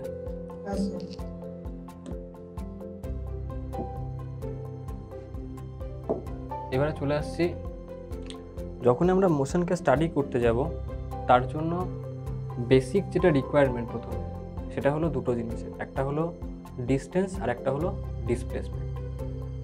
ডিস্টেন্স কি জিনিস দেখো, ধরো আজকে আমি বললাম যে আমি রোজ সকালবেলাতে ধরো দাঁত মাজতে মাজতে মর্নিং ওয়াক যাই, ঠিক আছে, কিংবা জগিং করতে গেলে। এবার তুমি এত জোরে জগিংটা করছো যে এইখানে আছে আমাদের ভারত, ইন্ডিয়ার মধ্যে ধরো এই আমার এই জায়গাটার কথা বলছি, সেটা হচ্ছে তোমার কলকাতা, ঠিক আছে, এখানে হচ্ছে কলকাতা। আর এইখান থেকে এখানে হচ্ছে ইউএসএ, আমেরিকা, বুঝতে পারলে, ইউনাইটেড স্টেটস অফ আমেরিকা, এইখানে এটা হচ্ছে ইউএসএ। এবার সকালবেলায় এত জোরে জগিং করছো তুমি যে তুমি জগিং করতে করতে আমেরিকা চলে যাও, আবার বাড়ি ফিরে আসো, এবং সেটা তুমি রেগুলারলি করো, কোনো ব্যাপারই না তোমার কাছে সেটা করা, বুঝতে পারলে। তুমি রোজ দাঁত মাজতে মাজতে যাও, দাঁত মাজা হয়ে যায়, তুমি আরও বেশি জোরে হাঁটতে শুরু করো, দৌড়াতে শুরু করো, এবং তুমি রোজ আমেরিকা যাচ্ছ, আবার ফিরে এসে বাড়িতে চা খাচ্ছ, ঠিক আছে, এটা তুমি রেগুলার করছো, তোমার কাছে কোনো ব্যাপারই নয় ওটা। এখন এই যে কলকাতা থেকে ইউএসএ, এটা যাওয়ার জন্য অনেক রাস্তা হতে পারে তুমি এইভাবে ঘুরে ঘুরে গেলে, তাই না, এরকমভাবে গেলে, এই একটা রাস্তা হতে পারে তুমি এইরকমভাবে গেছো, এটাও হতে পারে তুমি এরকম একটা হাফ সার্কুলার বা সেমি সার্কুলার পাথ সেইটা দিয়ে গেছো, তাও হতে পারে এই দুটো পয়েন্টে আসার জন্য। আবার এটাও হতে পারে যে তুমি একদম এখান থেকে এখানে স্ট্রেট এইভাবে চলে এসছো, এটাও হতে পারে। এই মানে ইনফাইনাইট নাম্বার অফ পাথস কিন্তু হতে পারে, তাই না, যেটার থ্রু তুমি একটা পয়েন্ট থেকে অন্য পয়েন্টে আসতে পারবে, ইনফাইনাইট নাম্বার অফ পাথস। কিন্তু সব থেকে কম সময় কোন পাথটা বরাবর গেলে তোমার হবে, টাইম সবচেয়ে কম কখন লাগবে বলো তো? স্ট্রেট লাইনে যাবে, হ্যাঁ, যখন তুমি স্ট্রেট লাইনটা দিয়ে যাচ্ছ, এই যে স্ট্রেট লাইন দিয়ে গেলে এটাকে বলা হয় ডিসপ্লেসমেন্ট। এই কন্ডিশন এটা হচ্ছে ডিসপ্লেসমেন্ট। আর বাকি যে সমস্ত পাথগুলো দিয়ে তুমি গেছো, এরা প্রত্যেকে হচ্ছে ডিস্টেন্স, বুঝতে পারলে, এগুলো হচ্ছে ডিস্টেন্স। তো ডিস্টেন্স মানে হলো যে ইনিশিয়াল পয়েন্ট থেকে যখন আমি কোনো একটা ফাইনাল পয়েন্টে গেলাম, কত দূরত্ব অতিক্রম করলাম, তার নেট ভ্যালুটা হলো ডিস্টেন্স। আর ইনিশিয়াল থেকে ফাইনাল পয়েন্টের যে স্ট্রেট যে তোমার দূরত্বটা, স্ট্রেট লাইন দিয়ে জয়েন করলে যে দূরত্বটা পাবো ইনিশিয়াল আর ফাইনাল পয়েন্টে, সেইটাকে বলা হয় ডিসপ্লেসমেন্ট, বুঝতে পারলে। এই যে ডিস্টেন্স, এটা একটা স্কেলার কোয়ান্টিটি, আর ডিসপ্লেসমেন্ট একটা ভেক্টর কোয়ান্টিটি। ধরো আজকে তুমি এইখান থেকে, মানে ধরো ডায়াগ্রামে দেখলে বুঝতে পারবে, ধরো তুমি এই এ পয়েন্ট থেকে বি পয়েন্টে আসবে, ঠিক আছে, এটা হলো বি পয়েন্ট।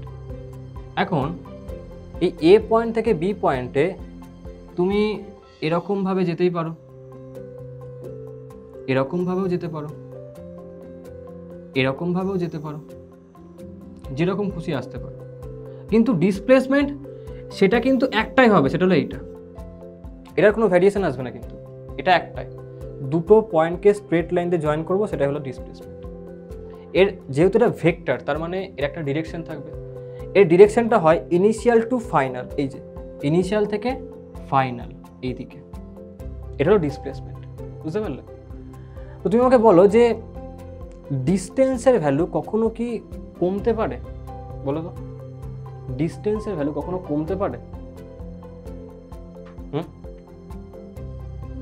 ডিস্টেন্স কখনোই কমবে না। তুমি দেখবে যখন গাড়িগুলো তুমি দেখবে, মানে ধরো তুমি কোনো বাইক দেখলে বা গাড়িকে দেখবে, সেখানে দেখবে একটা মিটার থাকে, যেখানে এটা দেখানো হয় যে সেই গাড়িটা এখন অবধি কতটা ডিস্টেন্স কভার করেছে, তাই না, যে 1000 কিলোমিটার কি 1200 কিলোমিটার দেখা যায়, দেখতে পেয়েছো, একটা মিটার থাকে। এবং যখন কেউ সেকেন্ড হ্যান্ড গাড়ি পারচেস করে, সেই ক্ষেত্রে সে দেখে যে সেই গাড়িটা অ্যাকচুয়ালি গেছে কত মিটার, ওইখান থেকে সে বুঝতে পারে। তো ভেবে দেখো, সে কিন্তু এরকম নয় যে বাড়ি থেকে বেরিয়ে আর জীবনে সে বাড়িতে ঢোকেনি, গাড়িটা নিয়ে যখন বাড়ি থেকে বেরিয়েছিল আবার তো সে বাড়িতে ফিরে এসছে, তার মানে ইনিশিয়াল অ্যান্ড ফাইনাল পয়েন্টে তো সেম, অর্থাৎ ডিসপ্লেসমেন্ট সেখানে কিছু একটা হচ্ছে, ঠিক আছে, জিরো কি অন্য কিছু পরে দেখবো আমরা, কিন্তু সে যেখান থেকে স্টার্ট করছে সেখানেই আবার ফিরে আসছে। অথচ গাড়ির যে মিটারটা যেটা ওই ডিস্টেন্সটাকে দেখায়, সে কিন্তু কখনো কম ভ্যালু দেখাচ্ছে না, সে কিন্তু সারা জীবনই ওটাকে অ্যাড করতেই থাকবে। যে আজকে আমি এখান থেকে বেরোলাম, ঘুরে ফিরে আবার বাড়িতে ফিরলাম, টোটাল ডিস্টেন্স কত হলো, কালকে আবার বেরোলাম, ঘুরে ফিরে বাড়িতে ফিরলাম, অ্যাড হয়ে যাবে পরের দিন করে, বুঝতে পারলে? এবং আলটিমেটলি টোটাল ভ্যালুটাকে আমি ওখানে দেখতে পাবো মিটারটাতে, বুঝতে পারলে? তো ডিস্টেন্স কখনোই কিন্তু মানে কমতে পারে না। তুমি সারা জীবন ধরো ছোটোবেলা থেকে স্টার্ট করে এখনও অবধি তোমার সারা জীবন তুমি যত রাস্তা হেঁটে গেছো, স্কুল গেছো, কলেজ গেছো, খেলতে গেছো, যা কিছু তুমি করেছো, এই সারা জীবনের কিন্তু টোটাল ডিস্টেন্স তোমার কখনো কম হবে না। ডিস্টেন্স আজীবন কিন্তু বাড়তেই থাকে। কোনো বডি মোশন স্টার্ট করলো, তার ডিস্টেন্স সব সময় বাড়বে, কমবে না কখনো। কিন্তু ডিসপ্লেসমেন্ট, তার ভ্যালু কমতে পারে, বুঝতে পারলে? ডিসপ্লেসমেন্টের ভ্যালু কিন্তু ডিস্টেন্সের থেকে কম হতে পারে, আবার ইকুয়ালও হতে পারে, বুঝতে পারলে? তো ডিস্টেন্স কখনোই নেগেটিভ হতে পারে না, it is always positive and always increasing. But displacement যেহেতু vector quantity, it may be negative, may be positive, বুঝতে পারলে? ইভেন ইকুয়াল টু ডিস্টেন্স তাও হতে পারে। যে যদি ধরো তুমি আজকে এইখান থেকে এ পয়েন্ট থেকে বি পয়েন্টে এই সমস্ত পাথে না গিয়ে এই পাথটা দিয়েই এলে, তাহলে এটাই তোমার ডিস্টেন্স অ্যান্ড এটাই তোমার ডিসপ্লেসমেন্ট, তাই না? বুঝতে পারলে? তো ডিস্টেন্স অ্যান্ড ডিসপ্লেসমেন্ট ইকুয়াল হতে পারে, কিন্তু ডিসপ্লেসমেন্ট কিন্তু কখনো ডিস্টেন্সের থেকে বেশি হয় না, কারণ distance always increasing, displacement decrease করতে পারে। এই ব্যাপারটা বুঝতে পারলে প্রত্যেকে, যা কিছু বললাম এখানটাতে? আচ্ছা, এবারে পয়েন্টগুলোকে দেখে নাও যেগুলো এখানে লেখা আছে। Distance, it is the actual path length in a given time. Actual path length মানে কি? অ্যাকচুয়াল পাথ লেন্থ মানে তুমি বাস্তবে একটা পয়েন্ট থেকে অন্য পয়েন্টে যখন গেলে তখন কতটা পথকে অতিক্রম করলে, অ্যাকচুয়াল পাথ লেন্থ তো সেটাই।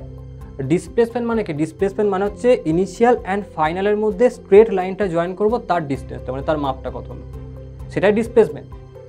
সেটা তো অ্যাকচুয়াল পাথ তো নয়, তুমি তো অ্যাকচুয়ালি ওই স্ট্রেট লাইন দিয়ে যাওনি, তুমি তো গেছো একটা কোনো ব্যাকা লাইন দিয়ে। তোমার ডিস্টেন্সটা তাহলে অ্যাকচুয়াল পাথটা কোনটা? ডিস্টেন্সটা, বুঝতে পারছো? ডিসপ্লেসমেন্ট তো তোমার অ্যাকচুয়াল পাথ নয়। কনসেপ্টটা বুঝতে পারছো কি পারছো না বলো? তো ডিস্টেন্স হলো যে অ্যাকচুয়াল পাথ লেন্থ, ডিসপ্লেসমেন্ট কিন্তু অ্যাকচুয়াল পাথ লেন্থ নয়। সেটা লেখা আছে যে it is the actual path length in a given time, and displacement it is the vector directed from initial to final position. যেটা আমি বললাম, যেটা ভেক্টর কোয়ান্টিটি, এটা ইনিশিয়াল টু ফাইনাল সেই দিকে ডিরেক্টেড হয়, বুঝতে পারলে? So displacement it is the vector directed from initial to final position, বোঝা গেল? Next, distance can never decrease, but displacement it can increase or decrease, বুঝতে পারলে? কিন্তু ডিস্টেন্স জীবনে বাড়তে পারবে না, মানে জীবনে কমতে পারবে না। ইট নেভার ডিক্রিজেস, আজীবন ধরে বাড়তেই থাকবে ডিস্টেন্স, বুঝতে পারলে? নেক্সট, ডিস্টেন্স কখনো নেগেটিভ হতে পারে না। ডিসপ্লেসমেন্ট নেগেটিভ হতেও পারে, পজিটিভও হতে পারে। এবার নেগেটিভ, হ্যাঁ ওটাই আমি বলছিলাম, নেগেটিভ কী করে হবে? দেখো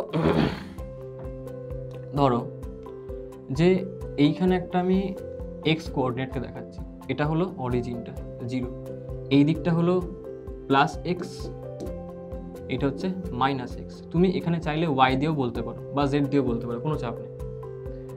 দেখো এইখান থেকে তুমি তোমার মোশনকে স্টার্ট করছো অরিজিন থেকে, এখান থেকে স্টার্ট করে তুমি এই ডান দিকে গেলে মানে পজিটিভের দিকে। তো যখন তুমি এই দিকে আসছো এবং আলটিমেটলি তুমি চলে এলে কোনখানে? এই বি পয়েন্টে। তোমার ডিস্টেন্স ট্রাভেল কোন দিকে? এই দিকে। তোমার ডিসপ্লেসমেন্ট কত হবে? ইনিশিয়াল আর ফাইনালকে স্ট্রেট লাইন দিয়ে জয়েন করবে, সেটা কি আছে? পজিটিভ না নেগেটিভ? পজিটিভ। পজিটিভ। এবারে তুমি কি করলে? তুমি এই দিকে না গিয়ে এই দিকে আসা শুরু করলে। এবার দেখো তোমার এই পয়েন্ট হলো সি পয়েন্ট, ডিস্টেন্স কত? এই লেন্থটা, তার তো ভ্যালু তুমি পজিটিভই নেবে, নেগেটিভ তো নেবে না। তুমি নেবে কি নেগেটিভ? বলো, নেগেটিভ তুমি নেবে না, তো এর ভ্যালু হলো পজিটিভ। কিন্তু ডিসপ্লেসমেন্টটা কোন দিকে? নেগেটিভের দিকে। তাহলে কি লিখবো? ডিসপ্লেসমেন্টটা মাইনাস সামথিং কিছু ভ্যালু আসবে তার, বুঝতে পারছো? এই ক্ষেত্রে ডিসপ্লেসমেন্ট কত? প্লাস, এই ক্ষেত্রে মাইনাস। আর মাইনাস প্লাস দিয়ে আমাকে দেখাতেও হবে, কারণ ভেক্টর কোয়ান্টিটি মাইনাস প্লাস দিয়ে তার ডিরেকশনটাকে বোঝায়। তুমি প্লাস এক্স বলছো, তার মানে পজিটিভ ডিরেকশনে মোশন আছে, মাইনাস এক্স মানে নেগেটিভ ডিরেকশনে মোশন আছে, বুঝতে পারলে? তো ডিসপ্লেসমেন্ট পজিটিভ হতে পারে, নেগেটিভ হতে পারে, but distance can never be negative, কখনই হতে পারে, আর কখনো কমতেও পারে না। এগুলো ব্যাপার। Next, distance. If it is zero, যদি ডিস্টেন্স জিরো হয়, তার মানে আমি যদি সারা জীবন বা এখনও যদি এখন আমার ধরো আমি এখানে দাঁড়িয়ে আছি, আমার ডিস্টেন্স কত হবে ট্রাভেল, কত হবে বলো এই মুহূর্তে, বলো? জিরো। তো আমার ডিস্টেন্স ট্রাভেলটা জিরো, তার মানে আমি কোনো রকমভাবে মোশন করছি না, বুঝতে পারলে? কিন্তু ডিসপ্লেসমেন্ট যদি জিরো হয়, সেটা কিন্তু কোনোভাবে এটা ইন্ডিকেট করছে না যে সেই বডিটা রেস্টে আছে। ডিস্টেন্স জিরো, সেইটার মানে এটা ইন্ডিকেট করছে যে বডি রেস্টে আছে, কিন্তু ডিসপ্লেসমেন্ট জিরো সেটা কখনোই রিপ্রেজেন্ট করে না যে বডি রেস্টে আছে। কেন? দেখো, ডিসপ্লেসমেন্ট জিরো এটাকে শুনে আমি বলতে পারি যে বডি রেস্টে থাকতেও পারে, নাও থাকতে পারে। দেখো কীভাবে, দেখো ধরো আজকে আমি এইখান থেকে স্টার্ট করলাম, এ পয়েন্ট থেকে, এবং ঘুরে ফিরে বিভিন্ন পথ দিয়ে ঘুরে ফিরে আমি আলটিমেটলি এখানেই ফিরে এলাম। তো আমার ইনিশিয়াল পয়েন্ট কোনটা? ইনিশিয়াল পজিশন এ। ফাইনাল পজিশন কোনটা? এ। তাহলে এ থেকে এ মানে ইনিশিয়াল থেকে ফাইনালের ডিস্টেন্স মানে দূরত্বটা কত হচ্ছে তাহলে স্ট্রেট লাইন দিয়ে? জিরো। তাহলে ডিসপ্লেসমেন্ট কত হচ্ছে এখানটাতে? জিরো। এবার দেখো এই যে ডিসপ্লেসমেন্ট জিরো, এটাকে দেখে তুমি বলতে পারবে যে এটা রেস্টে আছে? রেস্টে তো নেই, তাই না? এ তো আছে মোশনে। কিন্তু যদি এর ডিস্টেন্স জিরো হতো, তাহলে তুমি বলতে পারতে যে ডিস্টেন্স জিরো, তার মানে কোনো পাথ কভারই করছে না, ও এখানেই দাঁড়িয়ে আছে, বুঝতে পারলে? তো ডিস্টেন্স জিরো মানে বডি রেস্টে আছে, কিন্তু ডিসপ্লেসমেন্ট জিরো মানে হতে পারে বডি মোশনে আছে, আবার হতে পারে যে নেই। কারণ যদি বডি রেস্টে থাকে সেই ক্ষেত্রে তার ডিসপ্লেসমেন্ট তো জিরোই আসবে, তাই না? বুঝতে পারলে? তার মানে ডিসপ্লেসমেন্ট জিরো এই কথাটা যদি তোমাকে কেউ বলে, তো তুমি তাকে অ্যাট এ টাইম আনসার কখনোই দিতে পারো না সেটা রেস্টে আছে। তুমি বলতে হবে তোমাকে যে রেস্টে থাকতেও পারে, নাও থাকতে পারে। যদি ডিস্টেন্স জিরো বলে তোমাকে, তখন তুমি বলবে যে তাতে কনফার্ম রেস্টেই আছে ওটা, বুঝতে পারলে? এগুলো করো।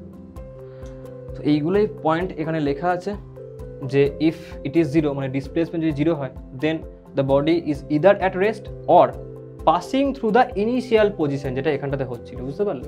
যে ইদার রেস্টে আছে অথবা ইনিশিয়াল পজিশন দিয়েই আবার পাস করছে, বুঝতে পারলে? সেই ক্ষেত্রে তুমি ডিসপ্লেসমেন্ট কত পাবে? জিরো। ব্যাপারটা বুঝতে পারলে প্রত্যেকে? চলো এগুলো লিখে নাও এবার। আচ্ছা, যখন প্রথম পয়েন্টটাকে লিখে নাও, প্রথম পয়েন্টটাকে লেখার পরে এই ডায়াগ্রামটাকে ড্র করে নেবে। একটা কাজ করো, প্রথমে এই ডায়াগ্রামটা ড্র করে নাও, বুঝতে পারলে? যেখানে ডিসপ্লেসমেন্ট অ্যান্ড ডিস্টেন্স এটাকে মার্ক করে ফেলো। আমি ডায়াগ্রামটা একটু ভালো করে এঁকে দিচ্ছি, খুব অসভ্য ডায়াগ্রাম হয়ে গেছে, এটাকে ভদ্রভাবে এঁকে দিচ্ছি। কারণ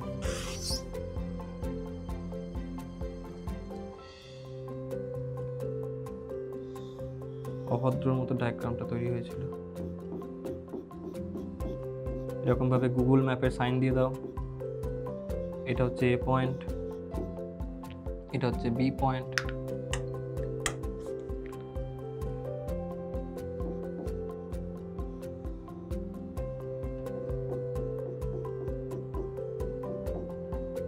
এইখান থেকে তুমি এইভাবে যেতে পারো, এইখান থেকে এরকমভাবে আসতে পারো, এরকমভাবেও আসতে পারো, আবার স্ট্রেট যেতে পারো। তো এইটা হচ্ছে ডিসপ্লেসমেন্ট, আমি DISP লিখছি এটাকে, ডিসপ্লেসমেন্ট শর্টে। আর এইগুলো প্রত্যেকটা হচ্ছে ডিস্টেন্স, এটাকে আমি DIST লিখছি, এগুলো হচ্ছে ডিস্টেন্স। এটাকে লিখে নাও, তারপরে পয়েন্টগুলোকে লেখা স্টার্ট করা। আচ্ছা, ডিস্টেন্সের পাশে লিখে দেবে যে অ্যাকচুয়াল পাথ, অ্যাকচুয়াল পাথ।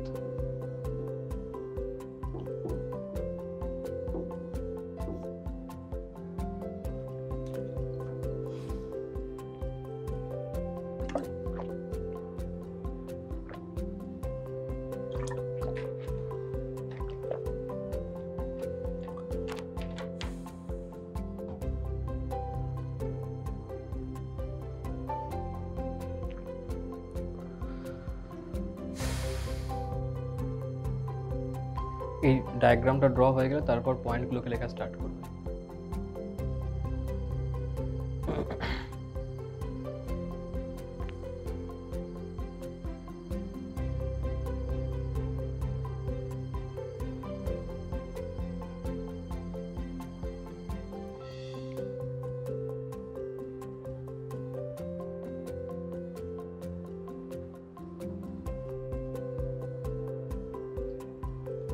ঝটপট লেখো।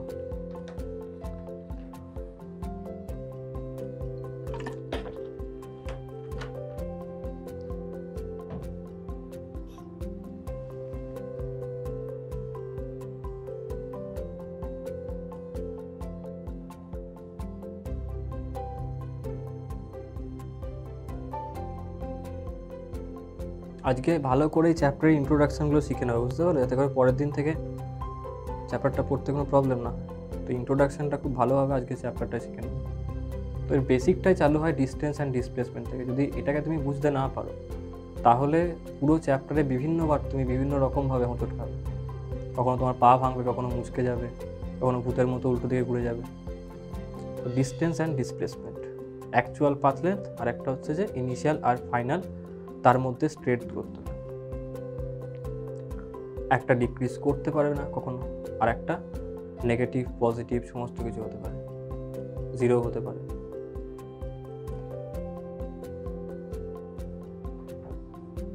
এইখানটাতে এই যে ডায়াগ্রামটা আছে এখানটাতে ডিসপ্লেসমেন্ট যেটা সেটা হচ্ছে zero, but distance not equal to zero. এখানটাতে distance positive always, but displacement এই পোর্শনটাতে ডিসপ্লেসমেন্ট পজিটিভ, কিন্তু এই পোর্শনটাতে displacement negative.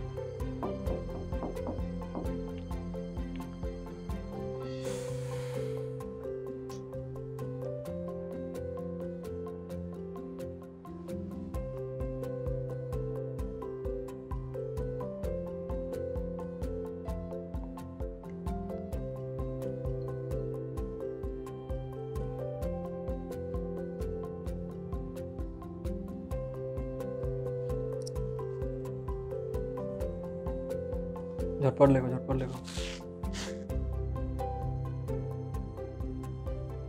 Displacement vector, distance scalar. Displacement negative হতে পারে, পজিটিভ হতে পারে, জিরো হতে পারে। ডিস্টেন্স কখনোই কমবে না, অলওয়েজ ইনক্রিজিং, মানে অলওয়েজ পজিটিভ। ডিস্টেন্স জিরো তার মানে বডি রেস্টে আছে। Displacement zero, it can be in rest বা it may be in rest or it may not be in rest.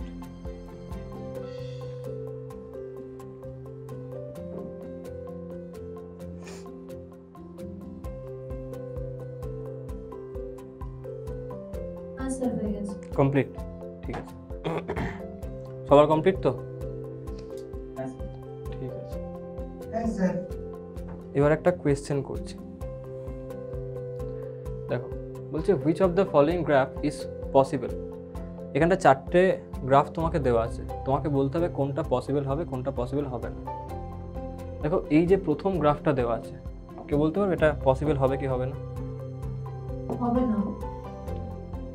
প্রথম গ্রাফটা পসিবল হবে না, কেন হবে না? কারণ ডিসটেন্স ইনক্রিজ করতে পারে না, এখানে ডিক্রিজের দিকে আছে, মানে নিচের দিকে নেমে গেছে গ্রাফটা। না, তুমি এখানে অ্যারো দাও না, উপর দিকে উঠছে, হয়ে গেল। এবার প্রথমত তুমি অ্যারো দেখো, প্রথমে তুমি কিন্তু অ্যারো না দিলেও বলতে পারবে যে এটা তোমার ইনক্রিজই করছে। তার কারণটা হচ্ছে যে টাইম টি ইকুয়ালস যখন জিরোতে ছিল তখন ও এখানে আছে, যত টাইম বাড়ছে ও তো বাড়ছে, তাই না? বুঝতে পারলে? ইনক্রিজ তো হচ্ছে, কিন্তু পসিবল হবে কি হবে না, এবং না হলে কেন হবে না, হলে কেন? এটা তো অরিজিন থেকে হচ্ছে। এমন কোনো মানে আছে নাকি যে অরিজিন থেকে হতে হবে? বলো, আর কেউ পারবে? দেখো ডিস্টেন্স কি নেগেটিভ হতে পারে? কিন্তু এখানে দেখো ডিস্টেন্স নেগেটিভে দেখানো আছে, নেগেটিভ থেকে স্টার্ট হচ্ছে, ডিস্টেন্সও নেগেটিভ হতে পারে না, তাই না? তাহলে এটা পসিবল নয়, বুঝতে পারলে? এটা এই কারণে পসিবল নট পসিবল।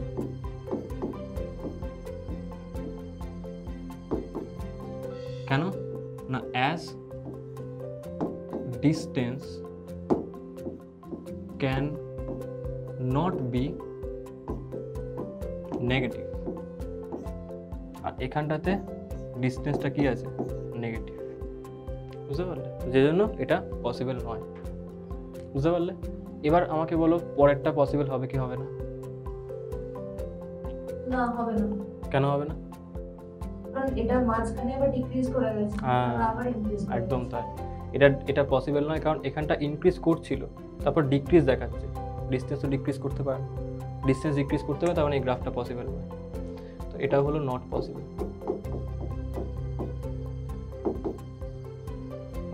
কেননা as distance can not decrease,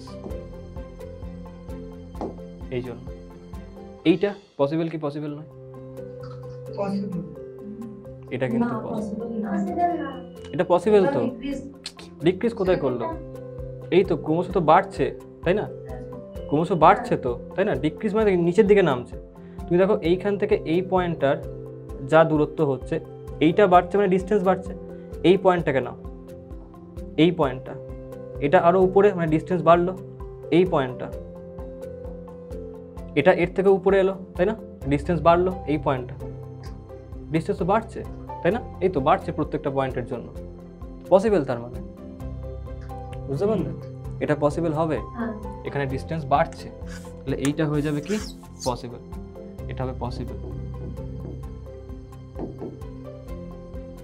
as distance is increasing and positive, increasing and positive, যে কারণে এটা পসিবল হবে। এইটা বলো পসিবল হবে কি হবে না? এখানে ডিসপ্লেসমেন্ট দেওয়া আছে, এখানে দেওয়া আছে ডিসপ্লেসমেন্ট, বলো এটা সম্ভব? হ্যাঁ, এটা হবে। ডিক্রিজও হচ্ছে, সেটা হ্যাঁ, ইভেন নেগেটিভও আছে, তাই না? হ্যাঁ, তো ডিসপ্লেসমেন্ট নেগেটিভ হতে পারে, তো এটা ঠিক আছে। পজিটিভ হতে পারে, এটাও ঠিক আছে। বাড়ছে, ঠিক আছে। কমছে, তাও হতে পারে। ডিসপ্লেসমেন্ট হতে পারে, এগুলো বুঝতে পারলে? তো এটাও পসিবল। কিন্তু যদি এখানে ডিস্টেন্স বল, তাহলে কিন্তু পসিবল হতো না এটা, তাই না? এটা ডিসপ্লেসমেন্ট বলা আছে বলেই কিন্তু তুই পসিবলটা বলছো। ডিস্টেন্স বললে কিন্তু তুই বলতে নট পসিবল। তাহলে এটা হচ্ছে পসিবল। কেন না? As displacement can positive and negative. লিখে না?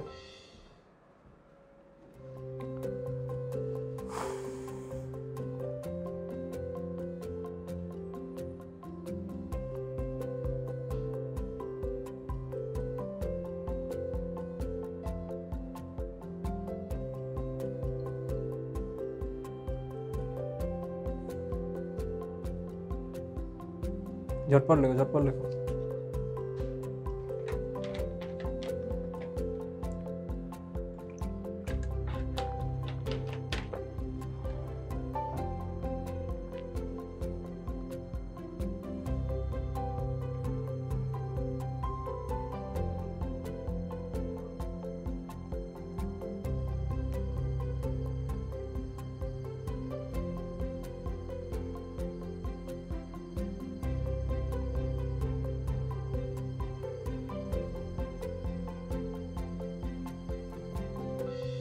এগুলো কিন্তু কম্পিটিটিভে চলে এসছে, বুঝতে পারলে? এই কোয়েশ্চেন এমসিকিউতে এসেছে, বুঝতে পারছো? যেখানটা এরকম তার গ্রাফ দিয়ে বলে যে which of the following is not possible, distance and displacement দিয়ে।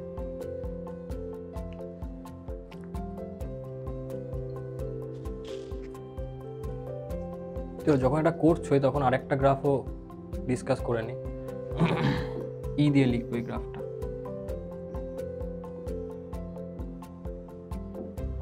এইদিকে টাইম, আর এখানে হচ্ছে পজিশন। পজিশন অ্যান্ড টাইমের আমি গ্রাফ বলছি, ঠিক আছে?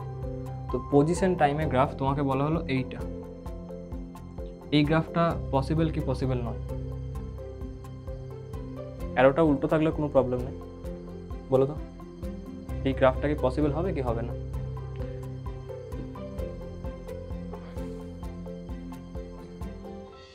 কেন পসিবল? পসিবল, কেন? কারণ উইথ রেসপেক্ট টু টাইম আছে আর সার্কুলার মোশন আছে। আরে আরে ভুল করছো। এটা এটা সার্কুলার মোশন না, এটা গ্রাফ হচ্ছে একটা মোশনের, বুঝতে পারলে? তুমি ডেটাগুলোকে ইনপুট করে একটা গ্রাফ তৈরি করে, সার্কুলার মোশন না। এটা সার্কুলার মানে এটা সার্কুলার মোশন কিন্তু নয়। সার্কুলার মোশন তো কোনো গ্রাফ নয়, সার্কুলার মোশন একটা সিস্টেম, সার্কুলারলি ঘুরছে, আর তুমি গ্রাফ ড্র করছো মানে তুমি একটা তার ডেটাগুলোকে পুট করলে যে যখন টাইম 1 ছিল তখন তার পজিশন সাপোজ 5 মিটার, তাহলে 1-এর জন্য এখানে 5, তাহলে 1,5 এই পয়েন্টটাকে মার্ক করলে, তারপরের পয়েন্টটাকে মার্ক করলে, ওরকমভাবে টাইম আর ডিস্টেন্স দিয়ে সেগুলো কানেক্ট করে তুমি এই সার্কেলটাকে পেলে। এটা পসিবল কি পসিবল নয়, বুঝতে পারলে? দুটো ডিফারেন্স, সার্কুলার মোশন নয় এটা, তো গ্রাফ দেওয়া হয়েছে তোমাকে, এটা পসিবল হবে কি? কেন হবে না? টাইমের অনুপাতে এটা পজিশনটা একবার ডিক্রিজ হচ্ছে একবার ইনক্রিজ। তুমি প্রপারলি বলতে পারলে না স্যার। পসিবল হবে, পজিশন ডিক্রিজ বা ইনক্রিজ দুটোই তো হতে পারে। দেখো একটা সার্টেন পয়েন্টকে নাও, টাইমকে ধরো আমি বললাম এইখান থেকে এই টাইমটাকে আমি নিচ্ছি, ঠিক আছে? এটা সাপোজ T1, এই টাইমে একবার তার পজিশন হচ্ছে এইটা আর একবার পজিশন হচ্ছে এইটা। একটা জিনিস বলো, একই সময়ে তোমার কি দুখানা পজিশন হতে পারে? না হবে না। পারে না। কিন্তু এখানে তাই তো বলছে যে একটা টাইমে পার্টিকেলটা দুটো পজিশন দেখাচ্ছে গ্রাফটা, তাই না? এটা পসিবল নয়, তো ওটা বুঝতে পারলে প্রত্যেকে? হ্যাঁ স্যার। হ্যাঁ, তো এটা নট পসিবল, বুঝতে পারলে? এটা not possible.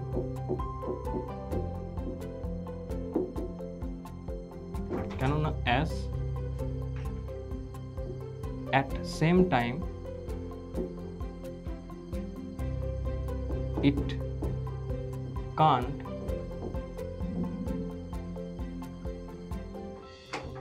can't give two position,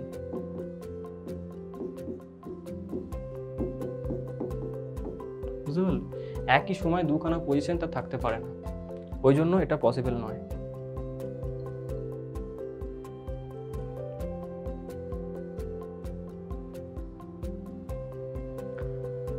লেখো ঝটপট।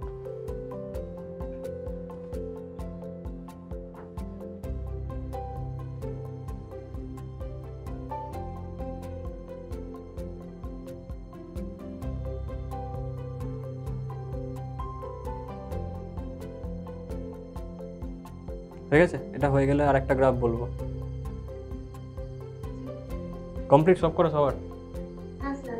ঠিক আছে, এবারে F.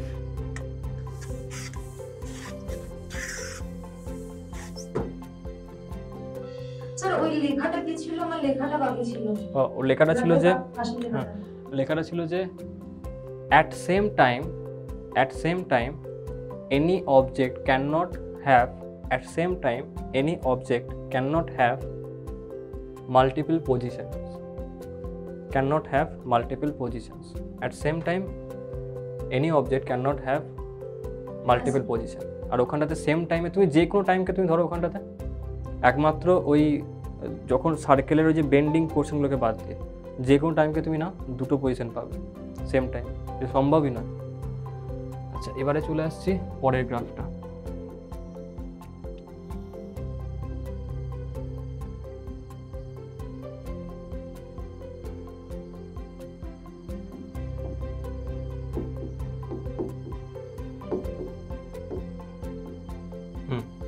Distance and time graph দেওয়া আছে, এটা পসিবল কি পসিবল নয়? পসিবল নয়। কেন নয়? আর ফার্স্টে ইনক্রিজ করলো যে লাস্ট আবার ডিক্রিজ। মাঝে কি হচ্ছে? মাঝে ইউনিফর্ম আছে মাঝেটা। মাঝে ইউনিফর্ম না, মাঝে কনস্ট্যান্ট আছে, মানে মাঝে ডিস্টেন্স 0, বুঝতে পারলে? হ্যাঁ। মাঝে ডিস্টেন্স 0 বলতে মানে এটাই হলো যে ব্যাপারটা এরকম দ্বারা বোঝাচ্ছে যে প্রথমে ডিস্টেন্সটা ইনক্রিজ করছিল, ঠিক আছে, তারপরে ও থেমে গেছে, বুঝতে পারলে? দেখো প্রথমে তুমি সাইকেল চালিয়ে চালিয়ে যাচ্ছিলে, তোমার ডিস্টেন্স বাড়লো, এবার তুমি থেমে গেলে এবং বেশ কিছু সময় ধরে তুমি থেমে থাকলে, তোমার ডিস্টেন্স এখন কিছু নেই, বুঝতে পারলে? মানে ডায়াগ্রামটা একটু এখানটা খিঞ্জি হয়ে গেল, দেখো এবার বুঝতে পারবে। এইগুলো থেকে কনক্লুশনটা ড্র করতে হবে, বুঝতে পারলে? যখন তুমি কনক্লুশন ড্র করতে পারবে তখন তোমার কাছে ব্যাপারটা ক্লিয়ারেন্স আসবে। দেখো তুমি প্রথমে রাস্তায় হাঁটতে শুরু করছো, সাপোজ আমি বললাম যে এই যে সময়টা এটা হচ্ছে 3 সেকেন্ড, এই সময়টা এটাকে আমি বলছি 10 সেকেন্ড, আর এইটাকে আমি বলছি 15 সেকেন্ড, ঠিক আছে?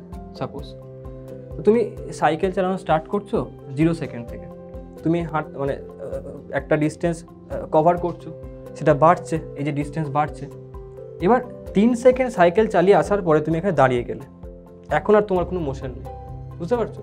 এবং এই যে 3 সেকেন্ড থেকে 10 সেকেন্ড অবধি সময়টা তুমি এখানে দাঁড়িয়ে থাকলে, সাপোজ তুমি চা খাচ্ছিলে হয়তো, বুঝতে পারলে? তো 3 থেকে 10 সেকেন্ড তুমি এখানে দাঁড়িয়েছিলে, আবার তুমি সাইকেল চালানো স্টার্ট করছো।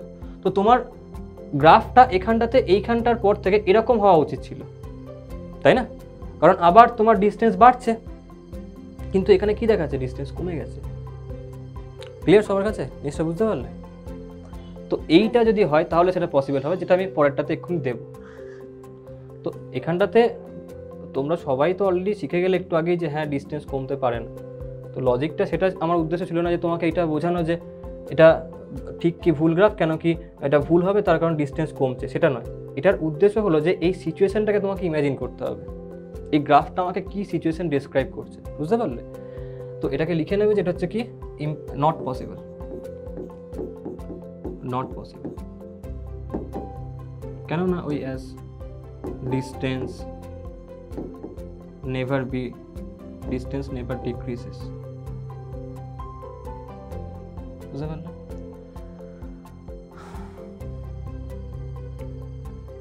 এইখানটাতে কি হচ্ছে? এই পোর্শনটাতে ডিস্টেন্স ইনক্রিজ করছে, ডিস্টেন্স ইনক্রিজ করলো, ডিস্টেন্স ইনক্রিজ করছে। ডিস্টেন্স ইনক্রিজ করছে মানে কি?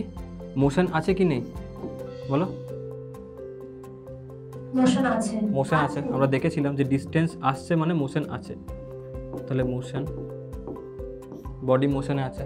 এবারে এইখানটাতে ডিস্টেন্স কত? এইখানটাতে, এইখান থেকে এই রেঞ্জে বলো 0 0 হচ্ছে এই সময়টা, তাই না? তাহলে এই যে 3 to 10 সেকেন্ড, মানে 3 to 10 সেকেন্ড ডিস্টেন্স কত? That is 0। তার মানে বডি ইন রেস্ট, তাই না? এই মোমেন্টটাতে বডি ইন রেস্ট, এইখানটাতে।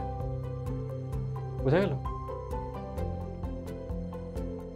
লিখে না?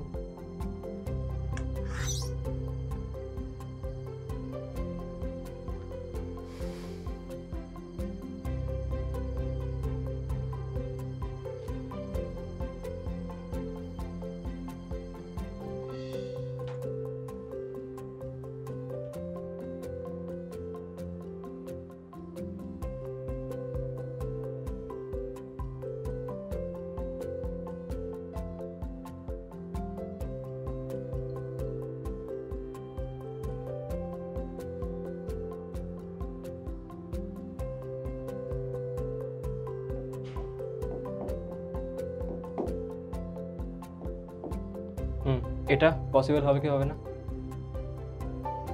এটা হচ্ছে আই, ওটা এইচ ছিল, এটা আই। বলো। হ্যাঁ পসিবল হবে। কেন হবে হবে? তো ডিস্টেন্স তো বাড়ছে। হ্যাঁ না না না হবে পসিবল, একবার ইনক্রিজ হচ্ছে না হবে না, তো 0 হয়ে যাবে। হ্যাঁ হ্যাঁ পসিবল আরে এইটুকুনি পোরশনে শুধুমাত্র 0 থাকছে, শুধুমাত্র এইটুকুনি পোরশনে 0 তার ডিস্টেন্সটা। তার মানে হলো এটাই যে সে যাচ্ছিল এবং যেতে যেতে এই মাঝখানের সময়টা দাঁড়িয়েছিল, তারপরে আবার যাওয়া শুরু করেছে। তো হতে পারে এটা, তাই না? বাস্তবে যে টোটাল ডিস্টেন্স কি তার 0 হচ্ছে বলো? এখানে কি টোটাল ডিস্টেন্স তার 0? তা তো নয়, টোটাল ডিস্টেন্স তো বাড়তেই থাকছে তার। সে মাঝখানে কোথাও রেস্ট নিয়েছিল, বুঝতে পারলে? তো ওই সময়টুকুতে কোনো ডিস্টেন্স ছিল না তার, তারপর আবার তো বাড়ছে। এখানে কি হলো? এখানে এটাই হচ্ছে যে প্রথমে চলতে শুরু করলো, আবার মাঝখানে রেস্ট নিল, তারপর দেখা যাচ্ছে কমে যাচ্ছে। এটা সম্ভব নয়।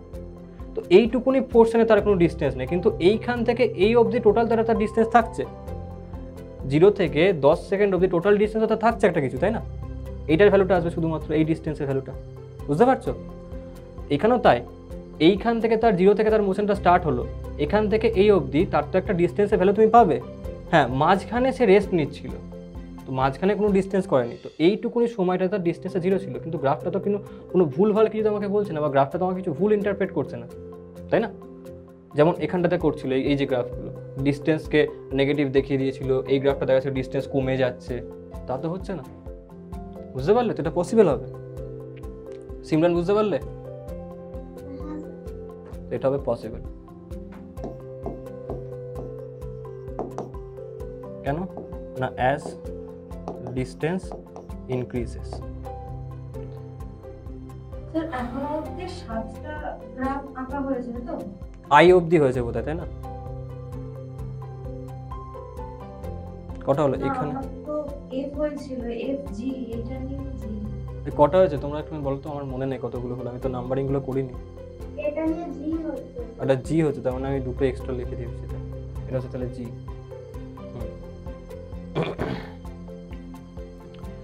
লেখো, হয়ে গেছে? হ্যাঁ স্যার। ঠিক আছে, চলো এবারে চলে আসছে আমরা পজিশন ভেক্টরটা, যেটা আমরা অলরেডি ডিসকাস করেছি। আর একবার দেখে নিই, আমার এই চ্যাপ্টারে পজিশন ভেক্টর মারাত্মকভাবে কাজে লাগবে, সাংঘাতিকভাবে কাজে লাগবে এই চ্যাপ্টারটাতে। প্রত্যেকটা স্টেপে তার পজিশনকে ডিসক্রাইব করব, তার ডিসপ্লেসমেন্ট, তার ভেলোসিটি ডিসক্রাইব করব, আমার পজিশন ভেক্টরের হেল্প নিতে হবে। তো আমরা জানি যে যদি একটা কোনো স্পেসে কোনো পয়েন্ট এখানে থাকে এরকমভাবে, যে আমি এটাকে বলছি যে এক্স, এটাকে বলছি ওয়াই, এটাকে বলছি জেড, যদি স্পেসে এই পেনটা এখানে থাকে, এর কোঅর্ডিনেট যদি x comma y comma z হয়, তাহলে পজিশন ভেক্টর আমরা কি লিখবো? X i cap plus y j cap plus z k cap. কার রেসপেক্টে বলছি না, উইথ রেসপেক্ট টু অরিজিন। তো এইটা হলো তার পজিশন ভেক্টরটা, আর ভেক্টর। মনে পড়ছে তো, করে এসছি আমরা, তাই না? বুঝতে পারছো? পজিশন ভেক্টর আমি বলেছিলাম না যে পজিশন ভেক্টর কি করে, তার পজিশনকে দেখায়। আমি এখানে দাঁড়িয়ে আছি, এখান থেকে ধরো সামনে একটা ওখানে একটা এসি আছে, আমি এটাকে দেখাচ্ছি এইখান থেকে, ওই হলো এসিটা। তো এই যে এইখান থেকে হাত দিয়ে আমি দেখালাম যে ওইটা হলো এসি, এইটাই হলো পজিশন ভেক্টর। বুঝতে পারলে? যেটা ওই এসিটাকে পয়েন্ট করছে। তো যখন কোনো একটা পয়েন্টকে, কোনো একটা পার্টিকেল ধরো এখানে আছে স্পেসের মধ্যে, তো এই অরিজিন থেকে এই ভেক্টরটা ওই পার্টিকেলটাকে পয়েন্ট করছে, দেখাচ্ছে যে ওইখানে পার্টিকেলটা আছে। তো ভেক্টরটা কত হবে? X i cap plus y j cap plus z k cap. Clear সবার কাছে জিনিসটা? এই হলো জিনিস। সেই নেতাজি সুভাষচন্দ্র বোসের আছে না, দিল্লি চলো, এরকমভাবে আঙুল দেখানো, বুঝতে পারলে? তো ও দিল্লির পজিশন ভেক্টরকে দেখাচ্ছে। তার মানে বলতেই পারো তুমি লোকে বলে তোমার মাথা খারাপ হয়ে গেছে। এখন এটা কিন্তু উইথ রেসপেক্ট টু অরিজিন বললাম আমি। যদি তুমি এই যে লাইনটা আছে এইখান থেকে দেখাও, তাহলে পজিশন ভেক্টর চেঞ্জ হবে। এখান থেকে দেখালে সেই ক্ষেত্রেও চেঞ্জ হবে, তাই না?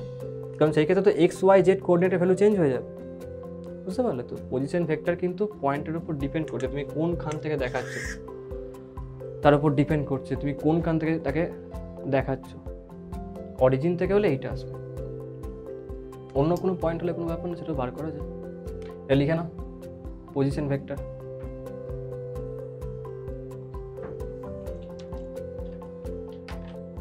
এই ভেক্টরের অ্যাপ্লিকেশন স্টার্ট হয়ে গেছে, এখন চলতেই থাকবে আজীবন অবধি, যতদিন তুমি ফিজিক্স পড়বে।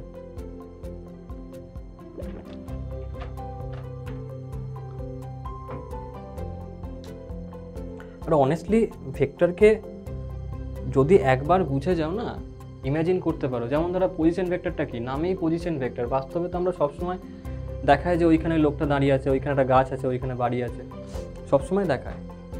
এটাকে ম্যাথামেটিক্যালি তোমাকে দেখাতে হবে না, তো ম্যাথামেটিক্যালি ওটার নাম দেওয়া হয় পজিশন ভেক্টর। এই হলো জিনিস, একটা দিককে বোঝাচ্ছে, একটা দূরত্ব আছে, মান এবং দিক, তো পজিশন ভেক্টর, ভেক্টর একটা সেটা। বুঝতে পারলে? বাস্তবে এগুলো সমস্ত কিছু আমি বলছি না, সায়েন্সে এরকম কিছু নেই যে যেটা তুমি নতুন পড়ছো। এই দিক নির্দেশ করাটা কিন্তু আগেও হতো, ম্যাথামেটিক্যালি তুমি এক্সপ্রেস করতে পারতে না। ম্যাথামেটিক্যালি এক্সপ্রেস করার জন্য কোঅর্ডিনেট সিস্টেমের হেল্প নেওয়া হলো এবং নাম দেওয়া হলো পজিশন ভেক্টর। এই ব্যাপার, আর তো কিছুই না। হয়ে গেছে এটা লেখা? ঠিক আছে, এবারে আমরা চলে আসছি ডিসপ্লেসমেন্ট ভেক্টরে। ডিসপ্লেসমেন্ট ভেক্টর কি দেখো, দেখো দুটো পয়েন্ট আছে, একটা কোঅর্ডিনেট সিস্টেম, এটা হচ্ছে এক্স,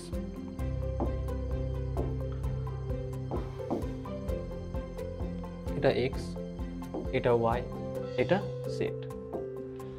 এবার একটা পয়েন্ট ছিল বা একটা কোনো বল আছে, সাপোজ বল বলতে পারো, কিংবা তুমি এরকম ধরো ভাবো যে এখানে একটা কোনো মাছি উঠছিল। বুঝতে পারলে? এই মাছিটা ধরো উঠছিল, এরকমভাবে সে উঠছে। এবারে এ প্রথমে এই পয়েন্টটাতে ছিল, এই পয়েন্টটাকে আমি বলছি A1 পয়েন্ট, এবং উঠতে উঠতে ও এই A2 পয়েন্টে চলে এলো, এখন এই পয়েন্টটাতে চলে এলো। এখন যখন A1 পয়েন্টে ছিল তখন আমি একটা কোঅর্ডিনেটকে ইমাজিন করেছিলাম, এখানটা এসে উঠছিল, এখানে একটা আমি কোঅর্ডিনেটকে ইমাজিন করলাম। এটাকে ইমাজিন না করে তুমি নিজের ঘরের কোণটাকেও অরিজিন হিসেবে তুমি ধরতে পারো, তাই না? কারণ ঘরের কোণটাতে সেখানে তো 3টে অ্যাক্সিসকে আমরা পাই, তাই না? জেড, এইদিকে একটা এক্স আর ওয়াই পাও তো প্রত্যেকে, তাই না? তো ঘরটাকে দেখা সব থেকে ইজি ওয়ে যে ওখানে একটা কোঅর্ডিনেট আছে, ওইখান থেকে এইখানে মাছিটা উঠছিল, তো ওইখান থেকে এর পজিশন ভেক্টর ছিল এইটা R1 ভেক্টরটা, এই পয়েন্ট হচ্ছে A1 পয়েন্টটা, ঠিক আছে? উঠতে উঠতে এইখানে চলে গেল। এখন ওই অরিজিন থেকে এর পজিশন ভেক্টর হয়ে গেল R2, বুঝতে পারলে? তাহলে ডিসপ্লেসমেন্ট কী হলো? ইনিশিয়াল আর ফাইনাল, আগে এখানে ছিল, এখন এখানে আছে, বুঝতে পারলে? তো ইনিশিয়াল আর ফাইনাল এই পয়েন্টটাকে স্ট্রেট লাইন দিয়ে যোগ করবো, যেটা হবে সেটা হলো ডিসপ্লেসমেন্ট। ডিরেকশন কোন দিকে? Initial to final. ক্লিয়ার? তাহলে এইটা হলো তার ডিসপ্লেসমেন্টটা। ব্যাপারটা ইমাজিন করতে পারলে প্রত্যেকে কী হচ্ছে জিনিসটা? হ্যাঁ, কোন জায়গাটা বলো, কোনটা বলো?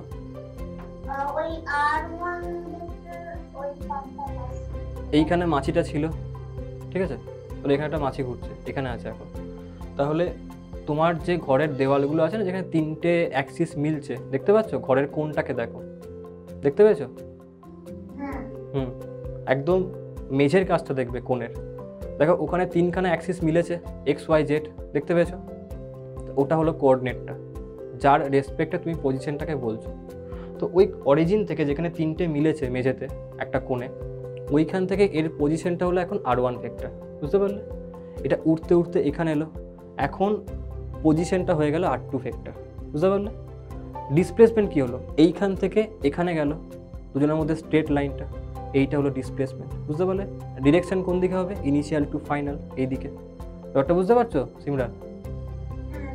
হ্যাঁ, তো এটাই হলো এখানটাতে এই মাছিটা উঠছিল, R1 পজিশন ভেক্টর ছিল A1 পয়েন্টে, এখন A2 পয়েন্টে চলে গেল। A1 এর coordinate suppose x1 y1 z1, A2 এর কোঅর্ডিনেট x2 y2 z2। তো R1 ভেক্টর কত হবে বলো? বলো R1 ভেক্টর সমান কি লিখবো?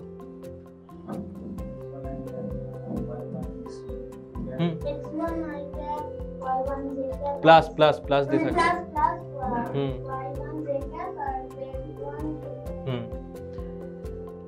R2 কত হবে? R2 ভেক্টর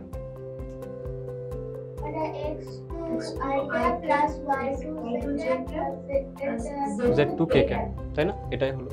তো এটা হচ্ছে R1 ভেক্টর, এটা হচ্ছে R2 ভেক্টর। এবার দেখো যদি আমি এখানে ট্রায়াঙ্গেল লকে অ্যাপ্লাই করি, ট্রায়াঙ্গেল লকে অ্যাপ্লাই করলে আমি কি লিখবো? এটার মধ্যে ট্রায়াঙ্গেল লকে যদি অ্যাপ্লাই করি, বলো by triangle law, by triangle law আমি বলতে পারি R1 vector plus delta R vector equal to R2 vector, তাই না? So R1 vector plus delta R vector equal to R2 vector.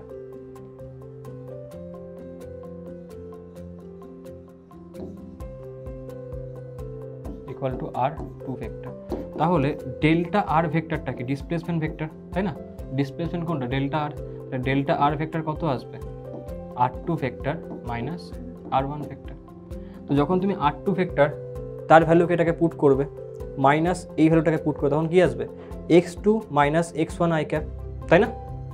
তাই তো আসবে, plus y2 minus y1 j cap plus z2 minus z1 k cap, তাই না? লিখে দাও directly, x2 minus x1 i cap plus y2 minus y1 j cap plus z2 minus z1 k cap. তো এইটা হয়ে গেল ডিসপ্লেসমেন্ট ভেক্টর, বুঝতে পারলে? এটাকে কি বলবো? না ডিসপ্লেসমেন্ট ভেক্টর।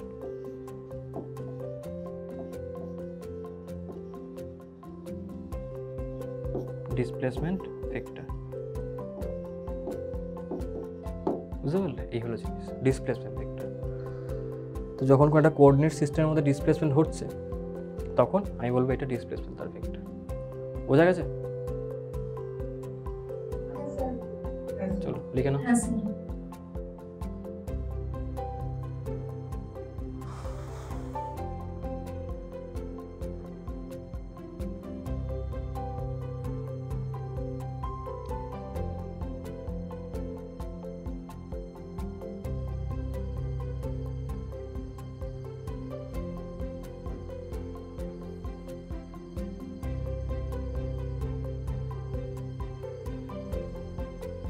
তো আজকে যা যা এখন অবধি আমরা পড়ে নিয়েছি সেটা কী কী ছিল, একটা হচ্ছে যে প্রথমে লিখতে শোনো।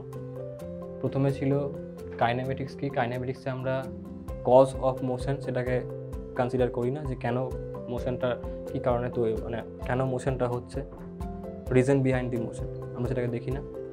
নেক্সট, বডি মোশনে আছে কি রেস্টে আছে সেটাকে দেখার জন্য ডিপেন্ড করছে কোন ফ্রেম অফ রেফারেন্স থেকে আমরা সেটাকে অবজার্ভ করছি, তার উপর ডিপেন্ড করছে। ফ্রেম অফ রেফারেন্স চেঞ্জ করলে একটা বডির রেস্ট বা মোশন স্টেটটা চেঞ্জ হয়ে যায়। নেক্সট, অ্যাবসলিউট মোশন বলে পৃথিবীতে কিচ্ছু হয় না, বা অ্যাবসলিউট রেস্ট বলেও পৃথিবীতে কিচ্ছু হয় না, পাস্টে ছিল এইগুলো, না প্রেজেন্ট আছে, না ফিউচারে থাকবে। ঠিক আছে, অ্যাবসলিউট রেস্ট বা মোশন ইম্পসিবল। তারপর কি পড়লাম, তারপরে পড়লাম যে আমরা ডিস্টেন্স অ্যান্ড ওটা ছিল তোমার টাইপস অফ মোশন সম্বন্ধে, 1D motion, 2D motion, 3D motion. 1D motion যদি আমরা একটা অ্যাক্সিসের অ্যালং তার পজিশনকে চেঞ্জ করে 1D মোশন, যদি একটা প্লেনে চেঞ্জ হয় 2D মোশন, যদি স্পেসে চেঞ্জ হয় 3D মোশন। তার এক্সাম্পলসগুলোকে আমরা দেখেছিলাম, যেমন একটা ট্রেন যখন স্ট্রেট ট্র্যাকের মধ্যে যাচ্ছে 1D মোশন, যখন প্রজেক্টাইল মোশন বা সার্কুলার মোশন দেখলাম 2D মোশন, ডাস্ট পার্টিকেলের মোশন, এরোপ্লেনের মোশন, এগুলো 3D মোশন। তারপরে দেখেছিলাম যে ডিস্টেন্স অ্যান্ড ডিসপ্লেসমেন্ট কী জিনিস। ডিস্টেন্স হলো অ্যাকচুয়াল পাথ যেটা সে কভার করছে, আর ডিসপ্লেসমেন্ট হলো যে ইনিশিয়াল আর ফাইনাল পজিশন, তার মধ্যে স্ট্রেট যে তোমার লাইনটাকে জয়েন করবো তার যে দূরত্ব, তার যে ভ্যালুটাকে আসবে, সেটা হলো ডিসপ্লেসমেন্ট। ডিসপ্লেসমেন্টের ডিরেকশন কোন দিকে হয়, initial to final position. Distance কখনো নেগেটিভ হতে পারে না, ডিস্টেন্স 0 হতেও পারে যদি সেটা রেস্টে থাকে, কিন্তু পজিটিভ হবে, নেগেটিভ কখনো হতে পারে না, কখনো কমতে পারে না, অলওয়েজ ইনক্রিজ করছে। যখন বডি রেস্টে থাকবে তখন তার ভ্যালুটা সেই মুহূর্তে 0 আসতে পারে।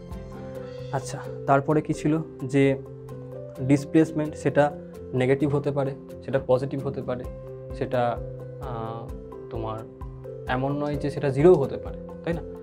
0 কখন হবে, যখন ইনিশিয়াল আর ফাইনাল পজিশন কোইনসাইড করছে, তখন 0 হতে পারে, বুঝতে পারলে? ডিসপ্লেসমেন্ট 0 হতে পারে, কিন্তু সেই ক্ষেত্রে ডিস্টেন্স 0 হবে না, তার কোনো ভ্যালু থাকবে, কারণ মোশনে যদি থাকে তাহলে তার মধ্যে ডিস্টেন্সের ভ্যালু থাকবে। যদি বডি রেস্টে থাকে তাহলে ডিস্টেন্স 0 হবে।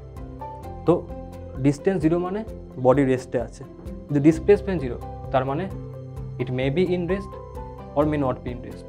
আমি কনফার্ম বলতে পারি না, আমাকে দেখতে হবে যে ডিস্টেন্সটা কী হয়েছে। ঠিক আছে, নেক্সট গ্রাফগুলোকে দেখলাম যে ডিস্টেন্স ডিসপ্লেসমেন্ট গ্রাফ, কয়েকটা কেস পসিবল হতে পারে, কোনখানে হতে পারে না। তারপরে আমরা দেখলাম যে পজিশন ভেক্টরটা কি, একটা কোনো পয়েন্টকে কোঅর্ডিনেট সিস্টেম থেকে যখন আমি অরিজিনের রেসপেক্টে দেখাচ্ছি যে ওইখানে ওই বস্তুটা আছে, ওই যে ভেক্টরটা যেটা ওটাকে ইন্ডিকেট করছে পয়েন্টটাকে, সেটা হলো পজিশন ভেক্টর। তারপরে যখন একটা পজিশন থেকে অন্য পজিশনে এসে শিফট করবে, তখন তার মধ্যে যে ডিসপ্লেসমেন্টটা হলো সেটাকে আমরা কী বলছি, ডিসপ্লেসমেন্ট ভেক্টর। ক্লিয়ার হলো? আজকে এখনো অবধি এই সমস্ত জিনিস আমরা পড়ে ফেলেছি, বোঝা গেল? লেখা হয়ে গেছে? এটা লিখেছো? হ্যাঁ স্যার। আচ্ছা, ঠিক আছে। তো ক্লাস টাইম তো বোধহয় শেষ হয়ে গেছে, তাই না? তো ঠিক আছে, চলো পরের ক্লাসে দেখা হবে আবার, অসুবিধা নেই। একবার ভালো করে সব রিভাইজ করে নিও সমস্ত কিছু, ঠিক আছে? যা কিছু হচ্ছে পরের দিনকে আমরা কাইনেমেটিক্সটাকে আরও এক্সটেন্ড করবো, চ্যাপ্টারটা আরও বাড়বে, তখন নিউমেরিক্যালস আরও আসবে, ডিসপ্লেসমেন্ট বার করা আরও ভালো করে দেখবো, ঠিক আছে? তখন আরও ভালোভাবে জিনিসগুলো শিখতে পারবে। চলো টাটা, গুড নাইট, পরের দিনকে দেখা হবে আবার। হ্যাঁ বলো। ডিসটেন্সের একটা জিনিস, মানে গ্রাফ যখনই দেবে সময়ের সাপেক্ষে, তখন যদি ওটা ইনক্রিজ করে তারপরে যদি একটু টাইমটা থামে, তারপরে যদি ডিক্রিজ করে, তাহলে সবসময় ওটা মানে ডিসটেন্সটা কি হবে না, মানে দেখো এটা হলো ডিস্টেন্স, এটা হচ্ছে টাইম। যদি এরকম ধরা গ্রাফ হয়, বাড়তে বাড়তে কমছে কোনো পয়েন্টে, সেটা সম্ভব হবে না, বুঝতে পারলে? এটা পসিবল নয়, রাইট? এবারে চলে আসছি এরকম কন্ডিশনটা, বাড়ছিল তারপরে 0 হলো, তারপরে আবার বাড়ছে, এটাও পসিবল, তাই না? এটা পসিবল। 0 হচ্ছে মানে কি, ও মাঝখানে রেস্টে আছে, বুঝতে পারলে? এখন দেখো এইটুকুনি ডিরেকশনের মধ্যে মানে এইটুকু টাইম ইন্টারভালের মধ্যে কিন্তু ওর কোনো ডিস্টেন্স নেই, কিন্তু যদি তুমি ওর ভ্যালুকে দেখো তাহলে এর তো কারেসপন্ডিং একটা ভ্যালু পাচ্ছ, পজিটিভ ভ্যালু, তাই না? বুঝতে পারলে? ধরো তুমি 10 মিটার গিয়ে দাঁড়িয়ে আছো, তাহলে তোমার ওই এবার ধরো এইখান থেকে তুমি 10 মিটার গিয়ে 3 সেকেন্ড থেকে 5 সেকেন্ড দাঁড়িয়েছিলে, তাহলে 3 সেকেন্ড থেকে 5 সেকেন্ড এর মধ্যে তোমার ডিস্টেন্স কত ছিল? 0। বুঝতে পারলে? কিন্তু তোমার যেখান থেকে স্টার্ট করলে তোমাকে তো ডিস্টেন্স সেইখান থেকে দেখতে হবে, তো সেইখান থেকে কিন্তু তোমার একটা ভ্যালু আছে তখন, তাই না? দেখো এইখান থেকে এইদিকে কোনো একটা তুমি ভ্যালু পাবে, সাপোজ আমি বললাম 10 মিটার। বুঝতে পারছো? মানে 10 মিটার রাস্তা অতিক্রম করে তুমি তারপর 2 সেকেন্ড রেস্ট নিয়েছো, তারপর আবার চলতে শুরু করেছো, আবার বাড়ছে। বুঝতে পারলে? এই হলো ঘটনাটা। আর যদি এইটা হয় যে বাড়লো, এরকম যদি থাকে এখানটাতে যে এরকমভাবে বাড়ছে, তারপরে এইখানে এসে আবার সে রেস্ট নিল, দিয়ে কমে গেল, এইটা পসিবল নয়। বুঝতে পারলে? তার কারণ এখানে দেখাচ্ছে এইটুকুনি পোর্শন অবধি ঠিক ছিল, কিন্তু এখানে ঠিক ভুল করে দিয়েছে, এই লাস্ট মোমেন্টে গ্রাফটা ফুল হয়ে গেল, কারণ ডিস্টেন্সকে ডিক্রিজিং দেখিয়ে দিল, যেটা হতে পারে। বুঝতে পারলে সিমরান, যেটা তোমার ডাউটটা হচ্ছিল তোমার এই কোয়েশ্চেনগুলোতে? ঠিক আছে, চলো পরের দিন দেখা হবে আবার। তাহলে স্যার আমরা গ্রাফের লাস্ট পার্টটা দেখলেই তো আইডেন্টিফাই করতে পারবো যে ওটা পসিবল হবে কি হবে না। যদি এরকম ধরা দিত, গ্রাফটাই তোমাকে এরকম ধরা দেয়, এবার লাস্ট পার্ট তো ইনক্রিজ করছে, কিন্তু মাঝখানগুলোতে তো ডিক্রিজ দেখাচ্ছে, তাই না? হ্যাঁ, বুঝতে পারলে? এ তো পসিবল নয়। বুঝতে পারছো? ওই ওরকম কোনো কনক্লুশনকে ড্র করো না, তুমি থ্রু আউট সিস্টেমটাকে দেখবে এবং বোঝার চেষ্টা করবে সেটা কি হচ্ছে, বাড়ছে কি বাড়ছে না। বুঝতে পারলে? যদি লাস্ট পার্ট দেখলে তাহলে তোমাকে এক্সপ্লেনটা করতাম আমি, তোমাকে পার্টটাকে বুঝতে হবে যে গ্রাফটা তোমাকে কি বোঝাচ্ছে, এটাকে বুঝতে পারলে তোমার কাজ হয়ে যাবে। সবাই বুঝতে পেরেছো তো ব্যাপারটা? গ্রাফগুলোকে আবার চেষ্টা করবে, একটা কাজ করো, তোমরা বাড়িতে কয়েকটা হোমওয়ার্ক লিখে নাও, এই গ্রাফগুলো ক্লিয়ার হয়ে যাবে, কোনটা পসিবল কোনটা নয় সেগুলোকে বলবে, ঠিক আছে? Distance, time,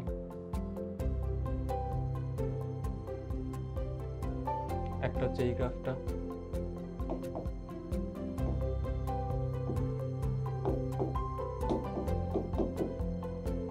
displacement time,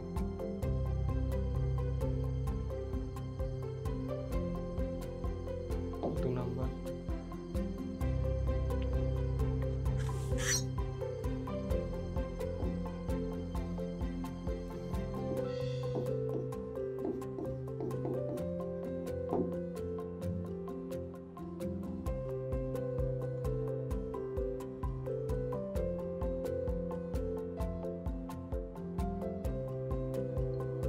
sir second গ্রাফটাকে displacement না ডিসটেন্স? ডিসপ্লেসমেন্ট।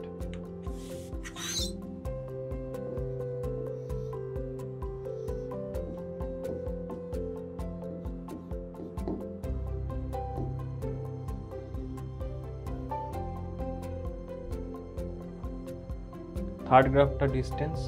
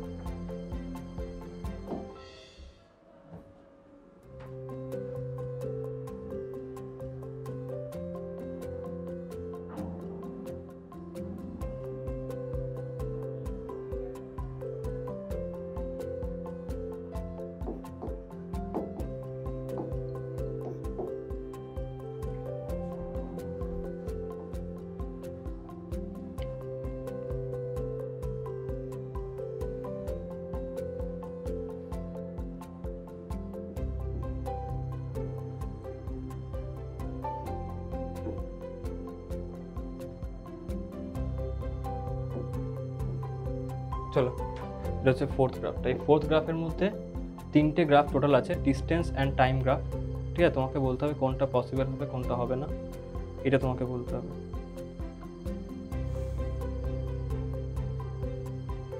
আমি এগুলোর ছবি তুলে নিচ্ছি এই কটা, ঠিক আছে? যাতে করে পরের দিনকে তোমাদের এটা পরের দিনকে তো ডাউটটা বলতে হবে না এগুলো। চলো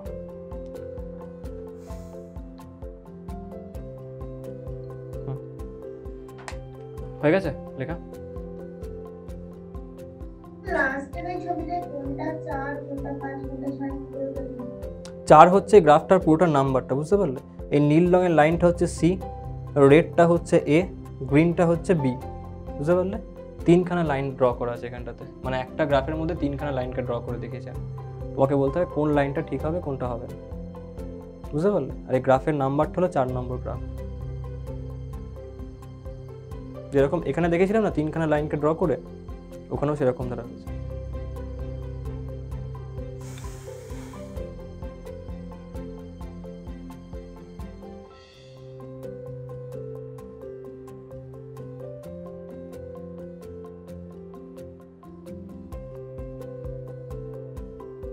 হলো? আচ্ছা হ্যাঁ স্যার। ঠিক হয়ে গেছে। ঠিক আছে, ঠিক আছে, চলো পরের দিনকে দেখা হবে আবার, ঠিক আছে? আজকে ক্লাস হতে থাক, হোমওয়ার্কটা না করে নেবে প্রত্যেকে, ঠিক আছে? চলো টাটা।